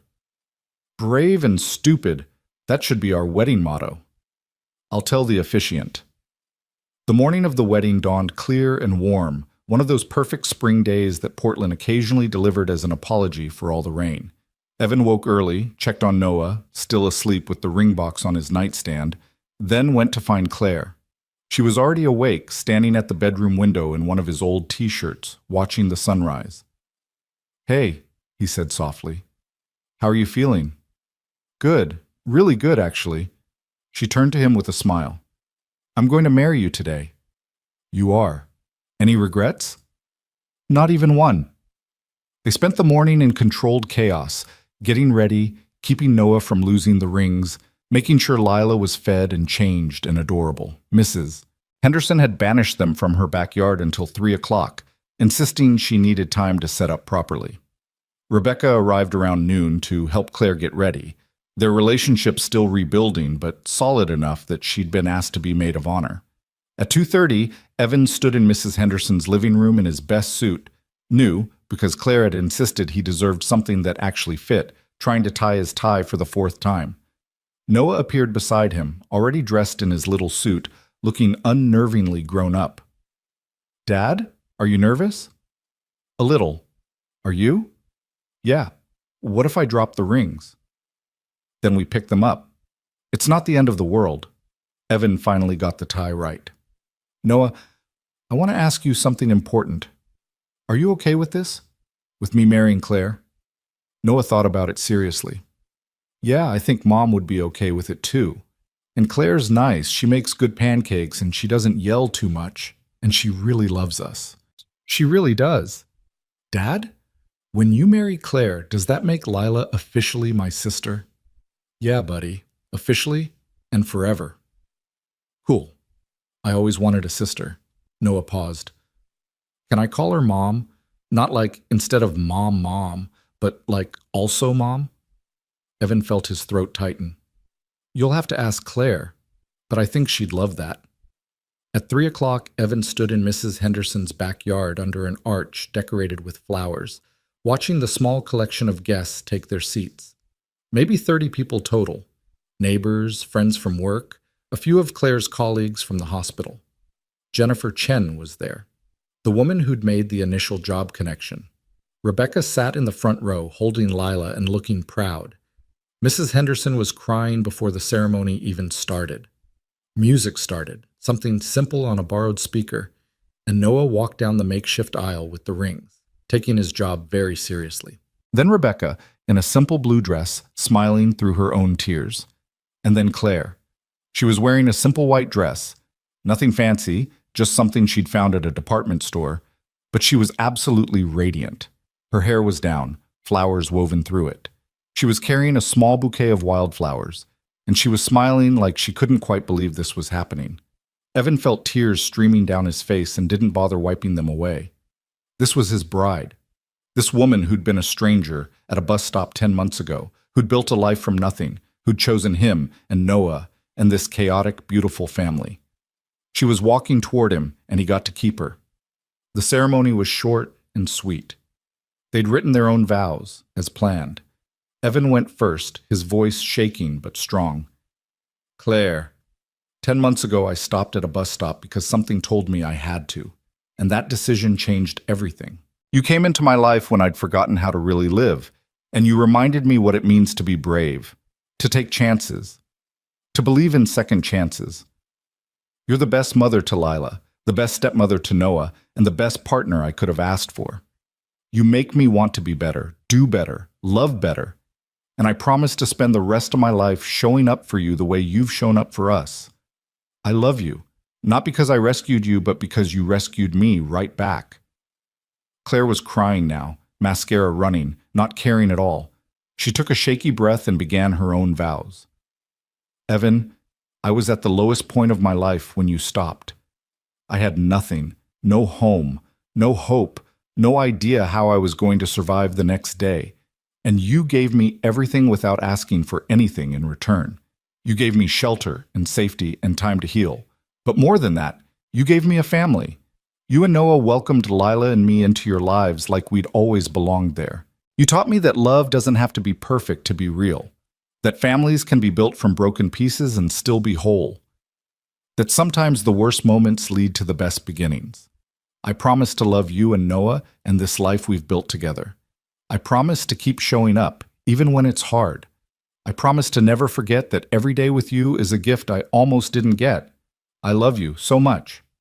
The officiant, a friend of Mrs. Henderson's who'd gotten ordained online specifically for this, had to pause to wipe her own eyes before continuing.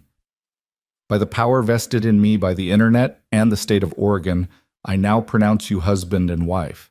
You may kiss your bride." Evan did, pulling Claire close and kissing her like she was oxygen and he'd been underwater. The small crowd erupted in cheers and applause. Noah yelled, "Finally!" which made everyone laugh. Lila started crying, confused by all the noise, which made everyone laugh harder. And just like that, they were married. Officially, legally, permanently. The reception was informal, barbecue and beer, and Mrs. Henderson's famous potato salad. There was no formal dancing, just people mingling in the backyard while Noah chased other kids, and Lila held court in Rebecca's arms. At one point, Evan found himself standing apart from the crowd, just watching it all, this celebration of their weird, wonderful family. Claire found him there, sliding her hand into his. "What are you thinking about?" "About that bus stop. About how different my life would be if I'd just driven past." "Do you ever wish you had? Driven past, I mean. This has been complicated." "Never. Not once. Not even for a second." He turned to face her fully. "You're my wife now." "I'm your wife," she agreed, testing out the words. "That's so weird. Good weird. But weird. We've been weird from the beginning. Why stop now?" They danced eventually, swaying to music from someone's phone in the middle of the yard while everyone watched and smiled. It wasn't fancy or choreographed. Just two people holding each other, grateful to have found home in the least likely place. Noah came over eventually, tugging on Evan's jacket. "Can I cut in?" "You want to dance with Claire?" Evan asked, surprised. "Yeah, if that's okay." Claire immediately held out her hand to Noah, who took it seriously.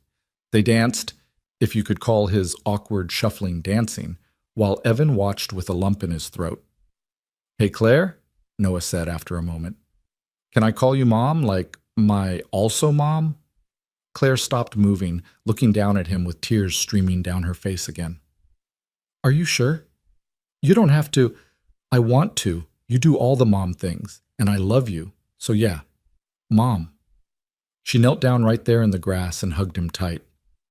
"Yes, sweetheart, you can call me Mom. I would be honored." Evan had to turn away, completely overcome. Mrs. Henderson appeared at his elbow with a handkerchief. "You're going to need this." "How did you—" "I've known you for 4 years, Evan Brooks. I know when you're about to lose it."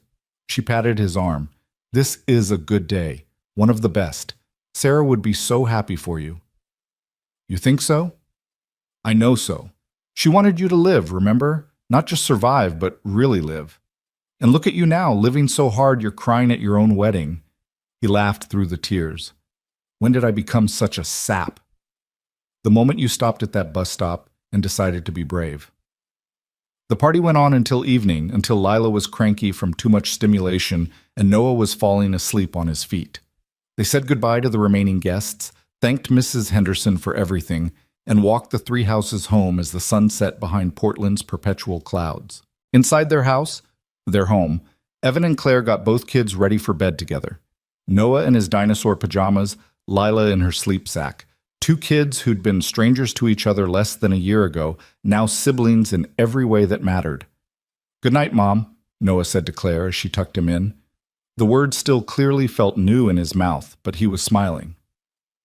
"Good night, Dad." "Good night, buddy," they said in unison. Lila went down easier, tired from the day's excitement. Claire sang to her softly, the same lullaby she'd been singing since the bus stop, since those first terrible days when nothing was certain. But everything was certain now. They had jobs and insurance and a home and each other. They had made it. Finally alone in their bedroom, their shared bedroom, with Claire's things mixed with his and Sarah's memory gently tucked into the corners where it belonged, Evan pulled his wife close. "We did it," he said. "We actually did it. Built a family from nothing. Yeah, we did." Claire looked up at him. "Thank you."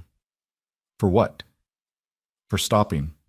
for seeing me, for giving me back my life. Claire, you gave me back mine. This goes both ways. They stood there holding each other while the house settled around them. Their house, their family, their life. Outside, Portland started its inevitable rain, that same rain that had brought them together all those months ago. But inside, they were warm and dry and home. This wasn't the life Evan had planned. It wasn't the life Claire had imagined. But it was theirs, built from tragedy and held together with love and the simple decision to keep showing up for each other day after day after day. And really, wasn't that what every good love story came down to? Not the grand gestures or perfect moments, but the choice to stay, to build something real from broken pieces, to believe that sometimes the worst night of your life could lead to the best beginning. Evan had stopped at a bus stop in the rain and found his future crying in the darkness. He'd taken a chance, made a choice, opened his door and his life to a stranger. And she'd taken a chance right back, trusting a stranger with her daughter, with her heart, with everything she had left. 10 months later, they were married. They were a family, they were home. And every single day, Evan woke up grateful for that rainy Tuesday night when he'd made the decision that changed everything. When he'd chosen to stop instead of driving past. When he'd chosen kindness over convenience, courage over caution, love over fear. Because sometimes, he thought as he held his wife close while rain drummed on the roof above them, sometimes one small choice could save 2 lives at once. Sometimes the person you rescued ended up rescuing you right back. And sometimes, just sometimes, a crying nurse at a bus stop in the rain was exactly what a broken-hearted single father needed to remember how to live again.